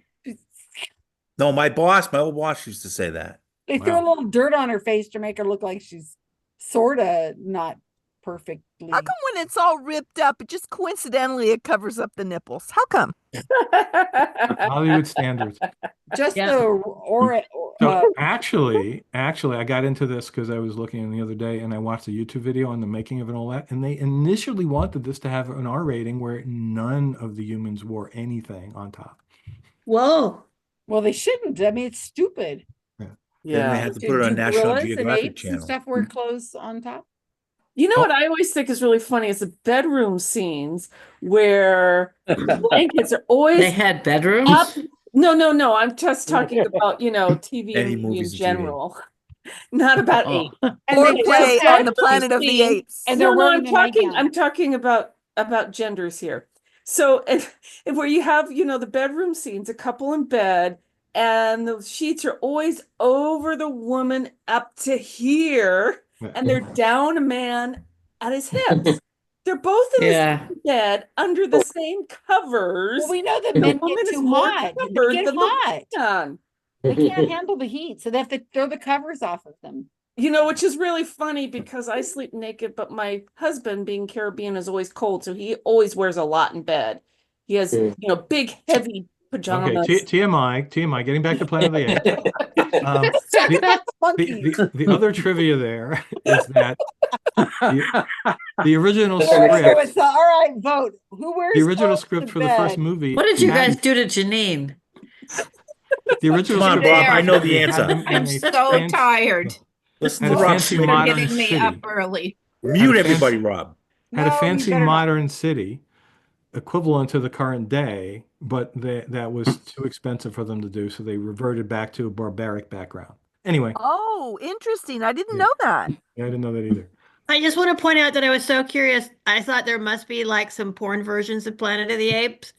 So I Googled it, and that boy. was a big mistake. What is it? There are some porn versions. Yeah, Oh, war, boy. Disable what is it, images when you Rule do that search. 64? Oh boy. If you Porn look on the for Planet of porn, the you Apes. will find the porn. Oh boy. Just the one scene where Charlton Heston kissed Zira made the audience go, ooh! I cannot imagine going past that. All right. Just you're so damned ugly. Yeah. Oh, Very good, Karen. Republicans loved Trump's speech. They said it went all right. Thanks to Norman, we got a 3. Actually, we got 4 4? because we had the Planet of the Apes, and then the remake of the Planet of the Apes, Right? and then we had the Rise of the Planet of the Apes, and we had the Kingdom of the Planet of the Apes. Was Rise There one you of go, them? I didn't Norman. count Rise. All your intellect that you have, this brilliant intellect, and it's all been thrown in for the knowing all the names of the 4 names of Planet of the Apes. It must So have been last. your education wasn't wasted. No problem. All right, so multiplication in the third grade group.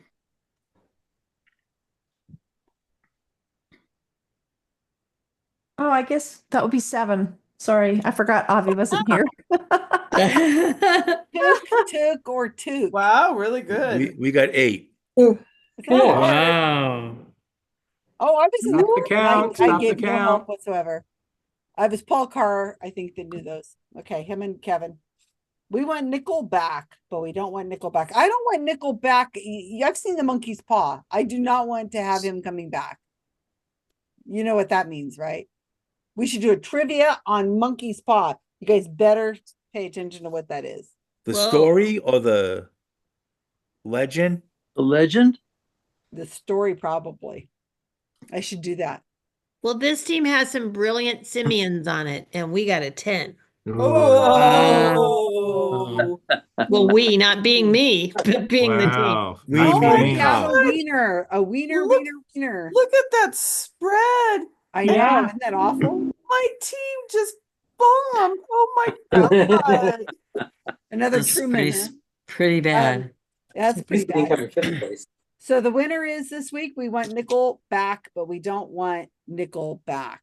So that's sad, but very good, you guys. So You know, Susan, I miss Mark guessing based on the name of the team who was gonna win. Right? he didn't always like that I would ask him that. He'd kind of be like, I don't know. He'd be so grumpy in the last month. But he always made a guess. And he was usually wrong. Well, yeah, but it was Well, we a would chance have of been 1 and too. 4. Well, one he's and not 5. psychic, Susan, right? Well, he's not psychic. I It know. was fun. Deborah, what kind of cookies do you make? Oh, chocolate chip. Oh, okay. I made brown sugars, but I don't know if I'm going to bring them. They're in the Good fridge. night, everybody. Good night. Yeah. Yeah, I'm gonna head off to Yeah, please take care, Night. Adrian. Night, You Adrian. and Cat. Yeah. Did Feel Cat better. use Cat Is already? anybody hanging out? I No, can get the I'm powers taking off. Good night, Bye, Paul bye. T. You too. I just night, have to Bad. I just have to Night. ask Susan something. Oh, she left. I'm right here. Oh no, there she is. What time do you want me over there? Well, we've got a 5-hour-ish drive, an hour Yeah. lunch. We got to be there by Yeah. 7. So, Yeah. Kyle and Brandy, what time do you guys think you're going to get there? Unclear. Probably in the afternoon-ish. But you're going to be there for the movie tonight. Yeah, Yeah. the plan is to be there for the movie. Yeah, Karen watched the movie, so she's all ready to talk about it on Saturday. Because I She can't won't be come there Friday. I figured Oh. everyone else at Skeptic, a lot of people at Skeptic Camp Los Angeles this weekend will have watched it on Friday night. So I've watched it so that I'll have that common experience. We could do a trivia category on that. So you What guys movie that is are this? lingering, it's called Man on a Swing. It's a I 1974 saw. I movie. tried to find that on YouTube. Did you find it, Karen, there? Yeah, you can buy it on YouTube for like $3.99. It's Yeah. on Amazon. Yeah, I don't buy those things though. I'm too cheap. It's worth it. I watched the free. There was a free thing. Clip, yeah. There was a free thing, and then it stopped like after 55 minutes. I think it was Daily Motion or something. It was free, and it stops at 55 minutes. Oh, no. Oh my gosh! It's My a- wife then- So belongs annoying. to. So then My I wife found. belongs to. Then I a- found another few minutes for free, and then I went ahead and paid the money to see the rest of the movie. There's a group called God damn OK. There's an OK group. It's called OK. It's a Russian Facebook, and they have almost any movie you want to see for You free. should be. No, watching it's it. Pleasure Island. Don't fall for it. It's a trap. Has anybody seen this movie besides Karen and I? I saw only bits and pieces on YouTube. What's it and called? shit. Man on a Swing? Yes. Joel It's a Gray or psychic something. movie, and it's terrifying. And The it's a actors real are good. story. It's a real story. Two good actors in it. So Cliff Robertson, Joel Gray, Dorothy Yeah. Johnson. yeah, so what's Oh, I'm more not than going to two. say what happens or anything like that, but the thing is that Mark has everything that's psychic related, mediums, anything. He has all those movies. I have it here at the house. You should just come over and borrow it, Karen. Oh, And I We're didn't. gonna go. Good night, You everyone. should do a Guys, live see Zoom you tomorrow. broadcast of it. I'm gonna go See you guys to. next week. Are Do a we? I'm live gonna Zoom go broadcast to. of the movie. Good night, Norman. This, So he this, showed the this movie. is the first time I've ever been on the lowest scoring team, and I've just gotta. You better, Kinda you better go and have a little It's talk the with yourself. fun. in the It's mirror. the fun. It happens. Yeah. And Just you a got stupid the game, Norman. and it Yeah. would have Just a been stupid lower if game. you hadn't have known all those Planet of the Apes movies. Like, If no, you hadn't been on the that's why I team. said that. That's why I said that. So you would give me some positive. Oh yeah, Norman, Go- it's come gonna back be next okay. week. Don't worry. I'm gonna don't go beat rent yourself. Man on a Swing. Yeah. You Thanks. you It's- answered more questions than I did tonight. I would use a Sure. different word than Susan. My word would be riveting. Oh, okay. It was. I've seen it twice, and we're going to have a Oh. discussion about it tomorrow after the movie in LA. Somebody's done deep research on it, and he's going to do. We're going to have a discussion on it because it's a real story. It's a true So, story, right? It's a real murder psychic story.